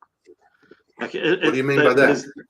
It's got about 8 different series. There's Pokemon Red, Pokemon Silver, Pokemon Blue and Gold, or whatever, but they merge into each other. They start at Volume 1. They start at Volume 1. Yeah, they start at Volume 1. They end at 30. It starts as Pokemon Red. And I'm making this up because I don't know how it works. And so 1 to 18 is Pokemon Red. 19 to 26 is Pokemon Gold and Yellow. Like, they'll jump a couple of numbers in. And then there's another Volume 1 that's Pokemon Black and White. But there's another Pokemon Black and White, which is the half-size books. And I just look at this stuff. People say, oh, what's the next one in the series? Mate, I don't even know what series you've got, bro. I have no idea how this works. And every time we go to the Comics Pro Summit in the States and the Viz representatives there, at some stage when the Viz rep is up on the stage, someone will always say to him, how do the volumes work? I don't understand how the volumes work, to the point that they have printed these charts for us to take home. And they're like, oh, put these up in your store. And everyone there's going, no, I should not have to have a color identification chart for someone to understand the next book in the series. Dude, what's wrong with 6, then 7, then 8? You know, that kind of works perfectly for everything else. And is this your way of not being One Piece up to 110? Is this your way of saying to somebody, you can just get it in different volumes? Well, if you're going to do that, don't swap the colors out partway through, no. I guess it Just keep it the ties. same. I guess it ties into the games, but I didn't know that about Pokemon, like how it's structured. That you could easily have like a 1, 2, 3, numbered system, and then change the color. Pokemon with Red the 1 to game. 20, and then Pokemon Blue 1 to 20. Yeah, I understand that. yeah, yeah, yeah. Without even trying to be clever. I understand that immediately. But when you mix up your colors and the volumes and the counts all in one, I don't. Yeah, give me, like Steve said, give me Lone Wolf and Cub. Yeah, Yeah, it's kind of it's a disservice to your retailer, right? Because you're trying to sell a product out there, and at the end of the day, if you're having to make the retailer work, right, work and study and research what goes where, they don't have time. I don't have time to read a comic to tell you what the comic is about when there's a next comic coming out. And I the don't other think thing, we stock Pokemon in schools and libraries. I Oh, don't think we've interesting. ever. Yeah, something that we should be stocking gangbusters into schools and libraries. I don't think we do at all. I'd have to confirm yeah, that with Sue, but I'm pretty positive we don't, because the school librarians want the volumes in order and to understand it, and we just we can't explain it. I mean, I guess it's sort of that company, the Pokemon company, it's just licensed to print money. I think it's They can do what they is want, it, mate. yeah, They could do they can do the numbering in Sanskrit if they want. It's yeah. going to I sell. was gonna say Arabic. Yeah, Yeah, Jesus. Yeah, I mean that's funny. Okay, interesting. yeah. Um, All right. Well, guys, I'm going to have to check in with my team, so I've probably got another few hours of work to do here. So fair enough. all Fair right, enough. this has been thank you for hanging out with us fantastic. I've after really enjoyed the it. party. Yeah, that's cool. I've got to go do some work. So Thanks thank so you, much, dude. Thanks for stopping by. It's Chris, and awesome, I'll man. talk to you again soon. Hey, Yeah. guys. Catch you later, man. Yeah. Okay. Okay. Bye. Bye. All right, let's hit some movies. So I've got I was thinking Alrighty. like Hang on, let me go to the loo, dude. I've been wanting to go to the loo since the episode ended. Hang on, I'll be back. all right. So while we'll get that. So I'll go solo for and while he's away, I'll talk to you about some the next project we've got coming out. I mean, we've got big. The reason we say next project is because there's Rising Sun Comics is running our Incredible project, right? So issue 2 is getting out there. As soon as issue 1 is in people's hand, it's going to be issue 2 there. However, right, with our let me get on the right place over here. We're going to be putting out issue 1, which is a standalone. You could I wanted to do something special, like something different, right? So usually people go, well, if you're going to do one, when's the next one coming out? And there's waiting. And I thought, well, why don't I just do a complete story? So do a one shot, which then there's an issue 2 and 3. But in the first story, with this is with Robot Nation, it's 2 short stories. It's like an 18-page and like a 10-page. So it's like 28 pages of story complete. Right. So you don't have to worry about, I got to wait till 6 months to get the next book.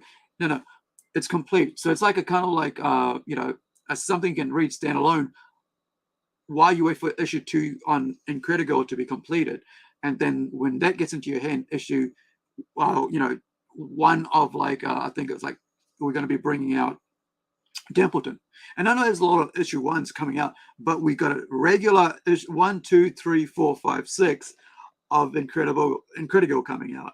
And also the other idea about this is that we're able to get things into people's hands on a regular basis, is what I'm trying to work at here, so that we're able to organize, like I was putting up earlier about this. There it is. Let me just bring that up. So remove that, bring this on. I'm back. Yeah.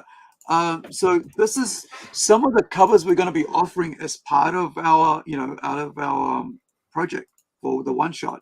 It's a volume 1, number 1, but it's a way that you guys can get a complete book.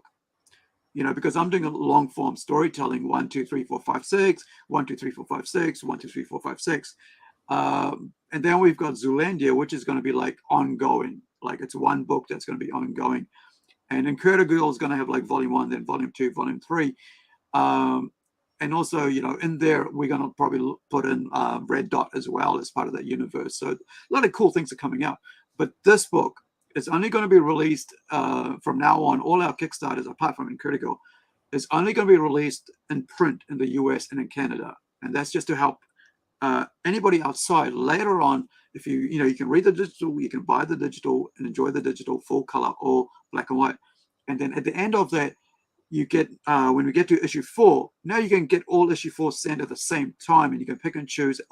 All of these will be offered, right, from every single issue that we've done, like variants. You can like say, put them all into one pack, right? Like I did today, right? That which arrived yesterday, right? Where I went, can you put all these into one packet, and send them all at once to me? And and I got that from I did an unboxing with the creator of this, right? Which is like which is Penny for Your Soul. I've loved this book ever since 14 years ago when I first read it, and so I was able to get these sent at the same time, all for 3 issues, and that helped me save 3 times the amount of freight costs by having it together. So I could 4 books.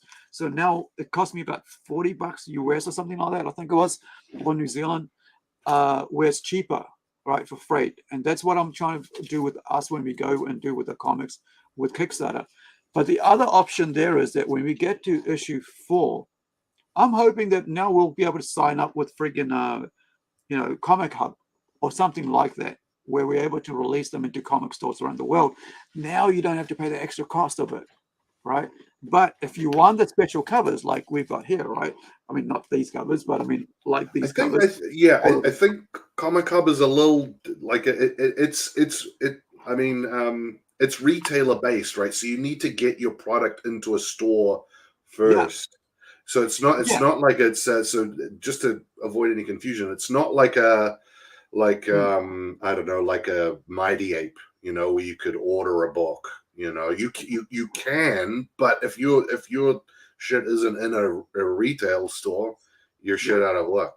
So no, it's really good. I was using it. I mean, like Sue was saying, Heroes for Sale was saying, it is at the moment, Heroes for Sale is the only store, sort of synced up with them in New Zealand. Yeah.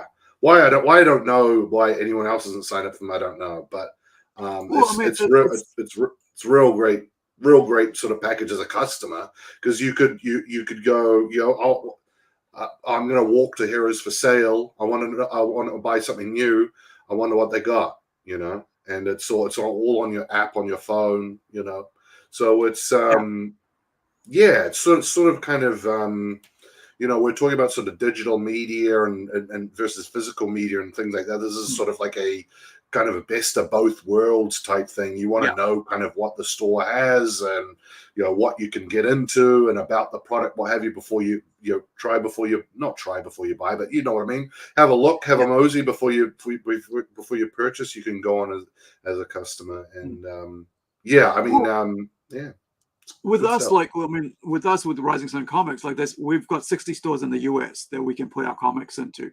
The thing there is now, so how do we get our comics around the world for cheaper for people to be able to get into? And like diamonds is one of the things that people can do, right? You get into like with somebody who's dealing with diamonds, so now your costs are a bit cheaper. It costs a lot to get into something like diamond and get a catalog out, because I've dealt with that. And you're paying like almost like $1 a comic extra just to bring it into the country. But the other thing is, like, with the way market's going and the cost of things, you got to really think about what's going to be worthwhile cost-wise to you, and how it's going to be easier for people. And that's why a lot of people just read manga online. That's something that people don't even think about. It's like a lot of people will read the entire chapters online, and then they'll go and once it comes into the shop, then they'll buy that volume to add to their collection. Unlike comics don't, like mainstream comics don't do that. because you've already got your audience who is buying issue 1, issue 2, issue 500, 501, 502 of Batman. And which is kind of, like you said, it's a different market and a different way of promotion and different way of working. And I think that's something that a lot of people get hung up on, is like, not everything's going to work the same way for you as a creator or as a publisher, right? And you got to learn and do the studies that works for you. So let's go watch this, this movie trailer, and it's the Dev Patel one. It's full on, like, it's like John Wick India. Yeah. Close your eyes, and you will find yourself. Sort of reminds me of like a Indian Ong Bak almost. Have you seen Ong Bak? My mother used to tell me a story of a demon king and his army.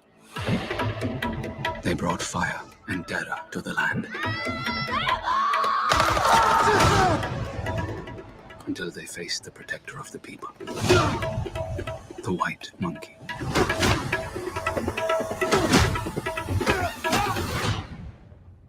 There you are.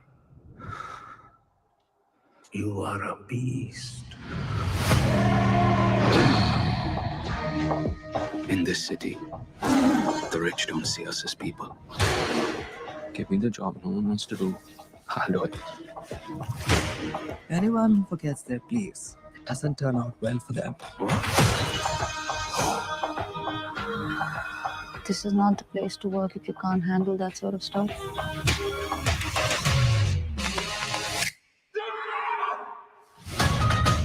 Every day, I've prayed for a way to protect the weak. I've got an answer to every prayer. I call her Nikki. Minaj, big bumper, nice headlights. Let's boogie.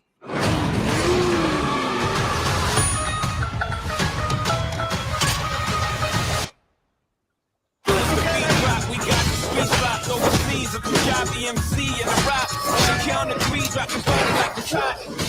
1, 2, 1, 2, 3.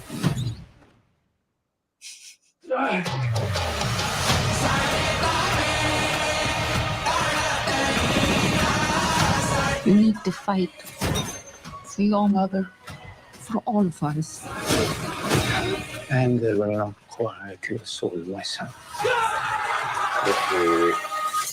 Don't call me son.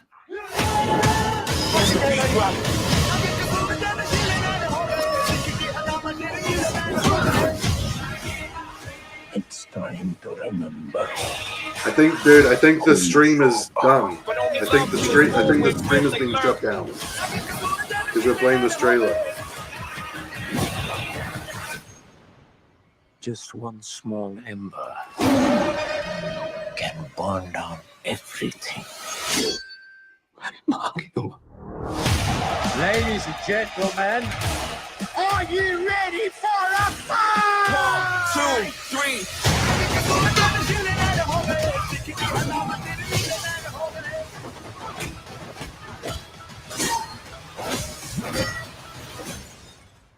Yeah.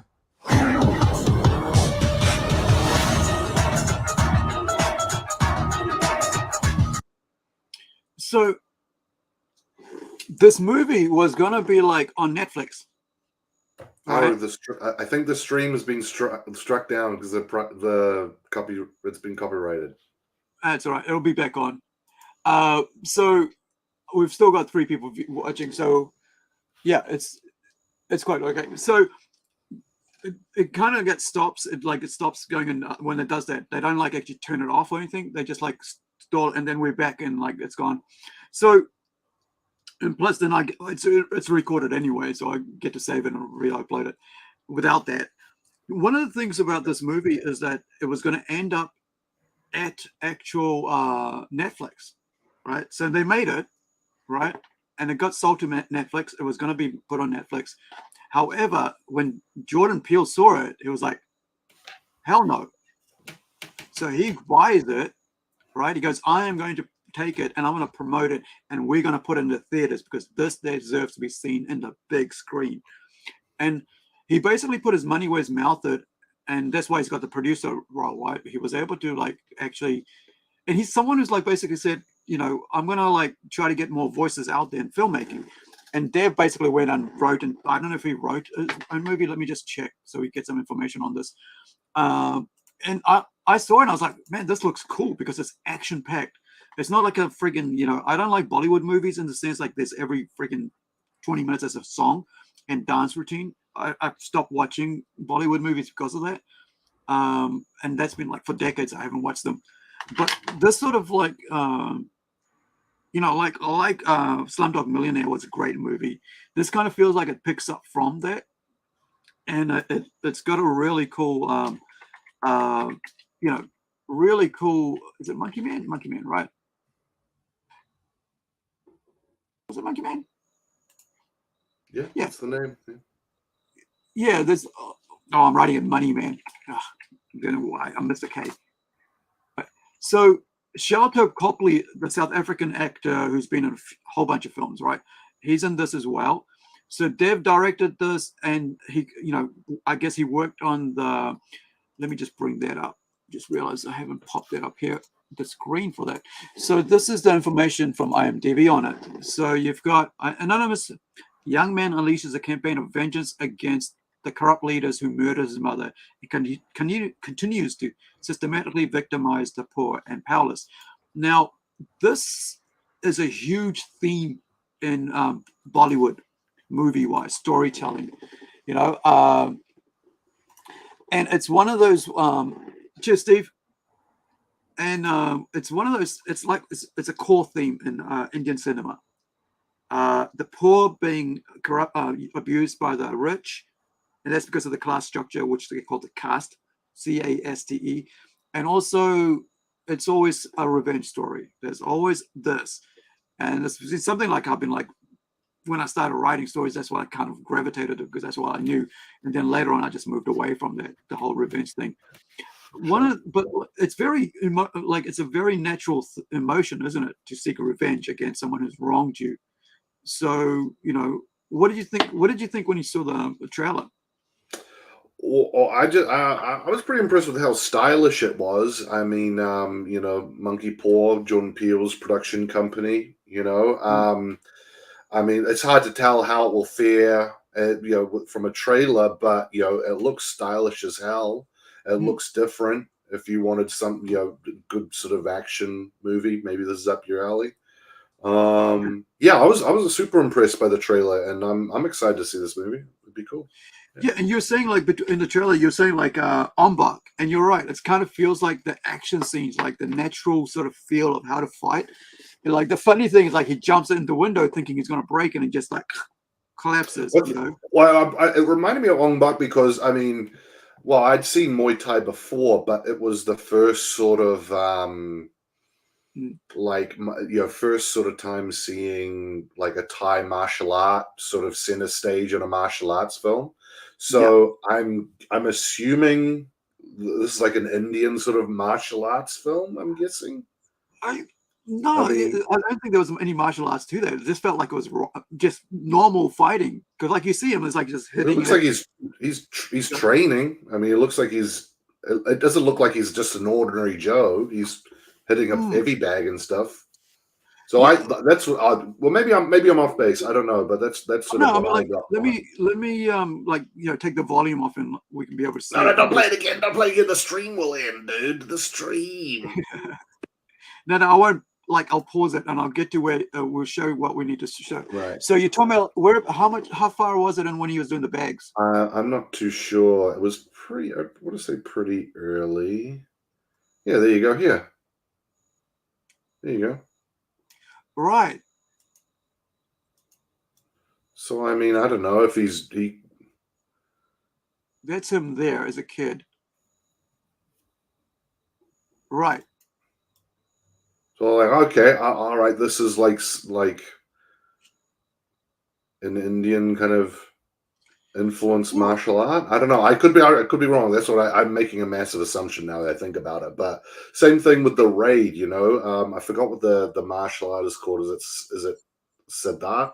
Is that what it's called? Are you talking about like the Spanish ones, like Latin American, like just like movement, or is it like is this about? No, I think it's made it's an Indonesian. I don't think it's from Indonesia, but it's like have you seen The Raid before? Yeah. I mean, Yeah. yeah. So that's like a very specific like martial art, right? It's like unique to that region. So like, same sort of thing with Ong Bak. It's like this is the first time I'm seeing I could be wrong with the name. I'm gonna Google it now. So I just Googled the India martial arts question, right? So these are like some of the things they've got. So they've got the Gatka, Kali Yatu, and it's different sort of. This is the one you were talking about, like Sarak, right? No, So- I'll Google it. Hang on, I'll Google it. It'll come up in the wiki. If there's anything in, let's have a like look here. online. The Martial arts. Raid. Who's the main guy? Is it Rama? I think. Yeah, you mean the monkey god, Hanuman?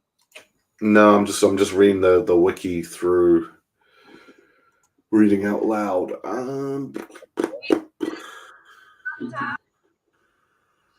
So this is this Indonesian? I think, isn't it? Nagaland. Let's have a look. Here we go. Salat, that's what it's called, not Sadat. Salat. So if you like watch that movie, that's a martial art that you haven't seen before, usually in Western audiences. So I maybe I made an assumption. I gone, okay, well, this is like an Indian martial art. So yeah, there you go.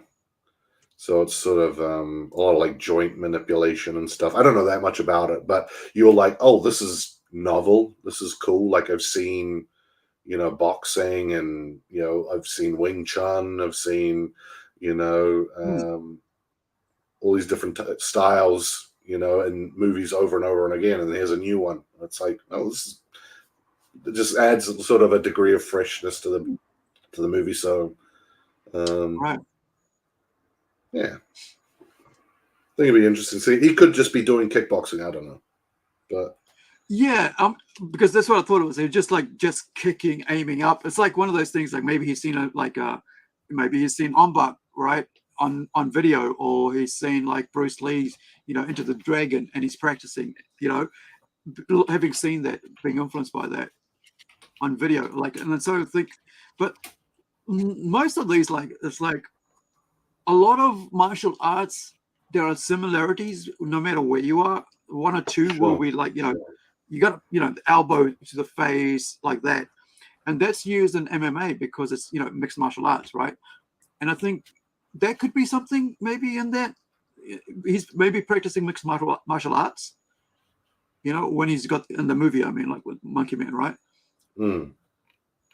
Okay, yeah, Because it is kind of like a mixture of just like basically trying to survive when somebody's trying to, you use your poke the eyes out, grab the nose, hit them in the throat, because that stops everybody when you get hit in the throat, takes away all your breath.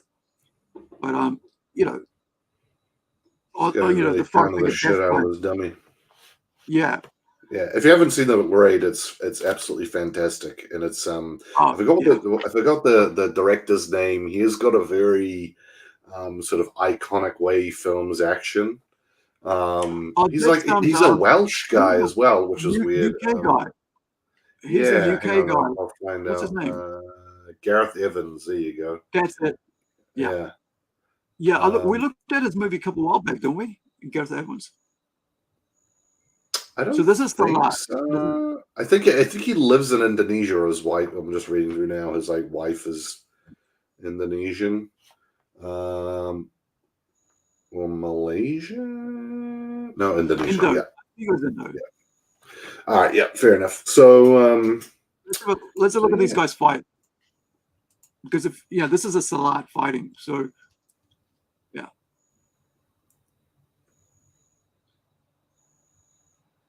A lot of kicking. Yeah. Yeah, very scrappy. Yeah. I'm guessing it's Oh, like the tournament rules are like you can't hit them in the face. yeah. Yeah, I mean, they're in a it's pretty cool. It's I semi-Olympic mean, circle. you know, obviously the movie, the martial arts in the movie is a little bit different. You know, it's Yeah. choreographed. It's not so scrappy, but the way that I mean, you know, the fight scene in that movie is so good. Yeah, Hmm. really, Talking really about good. fight scenes, let's have a look at like this New Zealand combat school. So, Okay. because like, you know, it's a good segue into that. So there's a New Yeah. Zealand combat school. It's called NZSSCS, which is the New Zealand Stage and Screen Combat School. You know, and they train you for film. I mean, being stage, right? Stage and screen. So it's for film and stuff. Teens, adults, kids, corporate, you know, industry, fight choreography, props and venue hire, you know, different, you know, you get trained to, you know, do battle scenes as extras and so on. I mean, it's quite an interesting thing. It just came across on Facebook the other day, and I was like, oh, it'd be worthwhile, you know, talking about this. Have Yeah. you, have you, you know, done any? It kind of feels like LARPing, but actually professional, right? You're actually fighting and stuff. Have you ever, you know, got into this sort of thing? I don't. I mean, I'm guessing it's for film, right? So it would be Yeah, like sort of stunt work and like fight choreography, and you know, it looks like they're sort of having to operate like special effects and things like that. I mean, you know, I mean, we've talked about New Zealand film a little bit on the show before. Yeah, it's. I mean, you know, it makes sense that New Zealand sort of has something like this. You know, it's really mm, cool. I don't know. I don't have too much to add other than that. It was really interesting. If you know, yeah, sort of interesting point, isn't it? yeah. Especially if you're interested in something like this to get into film, right? Yeah, So you know you get to learn how to, you know, how things work. And I mean, armor is something I'm interested in recently because of you know, designed for the Zealandia thing. Like we've got knights and stuff, and we've got different right, territories where different knights, and they different clothes. You know, they wear different style of medieval, depending on where they, you know, where people came from at that time into this world. You know, and so you've got weapon training. You know, so much. You know, you know, they've got classes and stuff. You know, archery, because at the end of the day, this is career. So if you're interested in this, you can not only just do it for hobby, take courses on it, but you could actually do it as a career. And especially with the way New Zealand filmmaking is going, you know, it'd be interesting to see, you know, where our industry is in like 20 years. Like the last 20 right. years has been great for New Zealand filmmaking. Like, I mean, you look at, why can't I get relaxed? You know, we've got all these people, you know, we've had so many amazing films being done here. Like there was like, and not only that, but the TV show. There was a TV show with oh gosh, it was about some. It was an American production done in New Zealand, and I looked at the trees, and I was like, "This is New Zealand, right?" And the hills. Right. And I was like, and sure enough, it's New Zealand, and it was a whole like a 12 episode series. I can't remember when it was made. A lot of stuff gets like filmed here. I guess you know. I think that's something that I learned. You know, not too Mm, long ago. Was like there's a big difference between something being filmed here and produced here. You know what I mean? And there's overlap. You know, you yeah, probably know better than I do. But yeah, a lot of movies get sort of filmed here. mm, But they, you know, they bring their own crew and their own actors and what have you. So yeah, I you know, it's interesting to sort of see kind of you know, it just this sort of stuff sort of makes sense. I mean, what do you think about kind of the stuff that New Zealand is producing here, you know, for sort of the New Zealand market and elsewhere? What do you think? I think if you produce anything and you just aim it for the New Zealand market, you're just hurting yourself.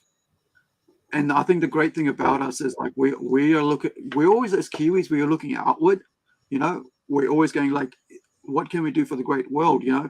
I mean, especially with Weta, you look at when Weta won all those awards, man, it was huge, you know. And then there was like, you had Avatar being sorted in New Zealand, you had you know, Alita, right? And like just mentioned earlier, Whiteout, right? With Kate Beckinsale. And then I think, what else? There's some, I mean, if you really look at the history of what's been made in New Zealand, there is a huge lot of, you know, really great productions. And I mean, even if you go back to the 90s, right, with Xena and all that, what was the other one that came out with Xena? Who's it? Hercules, right? That really put us on the map as well. You know, they could say like, hey, you could do this here, and you could actually have people who are actually quality craftsmen who can actually create your armament, your, you know, props. Yeah, I mean, that's the thing with New Zealand. We you know, there are areas where we do, you know, punch above our weight. You know, I don't think sometimes we forget how small we really are. You know, there are countries with cities that have like multiples of our whole country's population in the world. You know what I mean? If you do any traveling, you know, you go to somewhere like America, you just realize how small this place is. So, you know, whether it be sport, whether it be, you know, filmmaking, you know, even some of the comic book stuff that's come out recently, you know, Lore Olympus. The other one, what is it? Tea Dragon Society, Ben Stenbeck stuff. You're working closely with Mike Mignola. Sure. It's like, you know, he's been doing it for about over a decade now. Last time I was like, maybe it's about 15 years now. He's been working with, you know, with them. I think, you know, there's some really cool stuff coming out. You're right, and I think, you know, with us talking about them and showing them off, it's been really cool. We are punching above our, you know, as a small country, right? We're like at the bottom of the world. We don't have that many people. We only got 5 million, and so even with that, the little amount of people we have done great things and influenced a lot in the world. Like I said with Martin Emonds, right? His influence alone in the short time that he was around influenced so many people around the world. And his art, you know, is, you know, I just got to make sure I get a copy of that. I've been waiting to get a copy for ages, but now, you know. Yeah, so, that was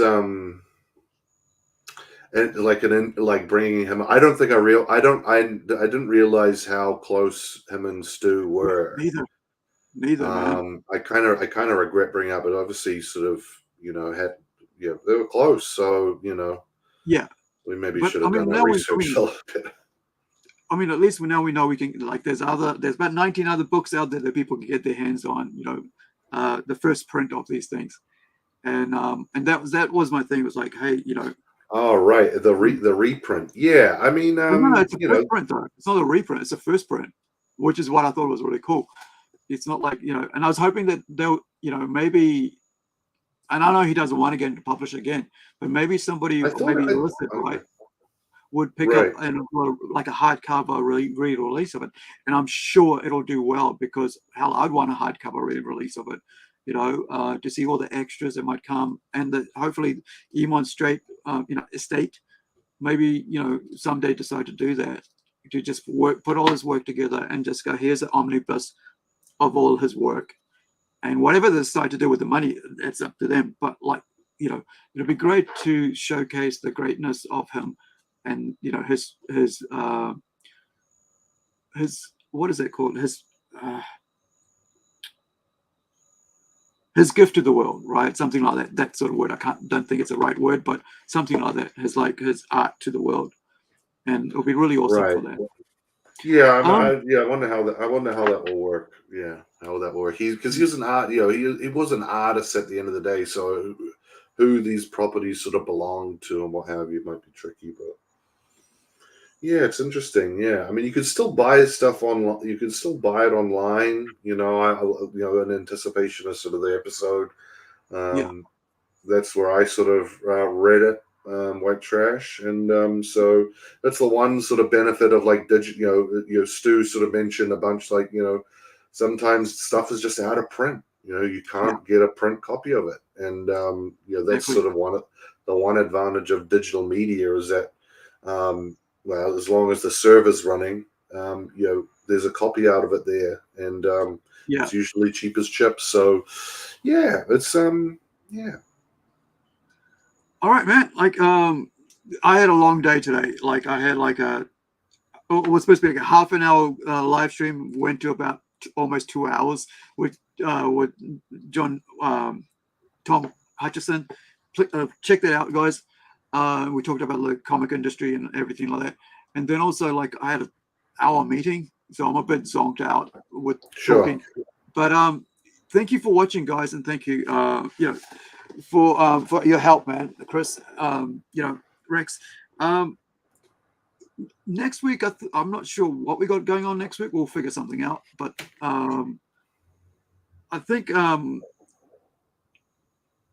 doing these things is really awesome. I think asking questions, people watching and asking questions, and putting up their own little interaction with that.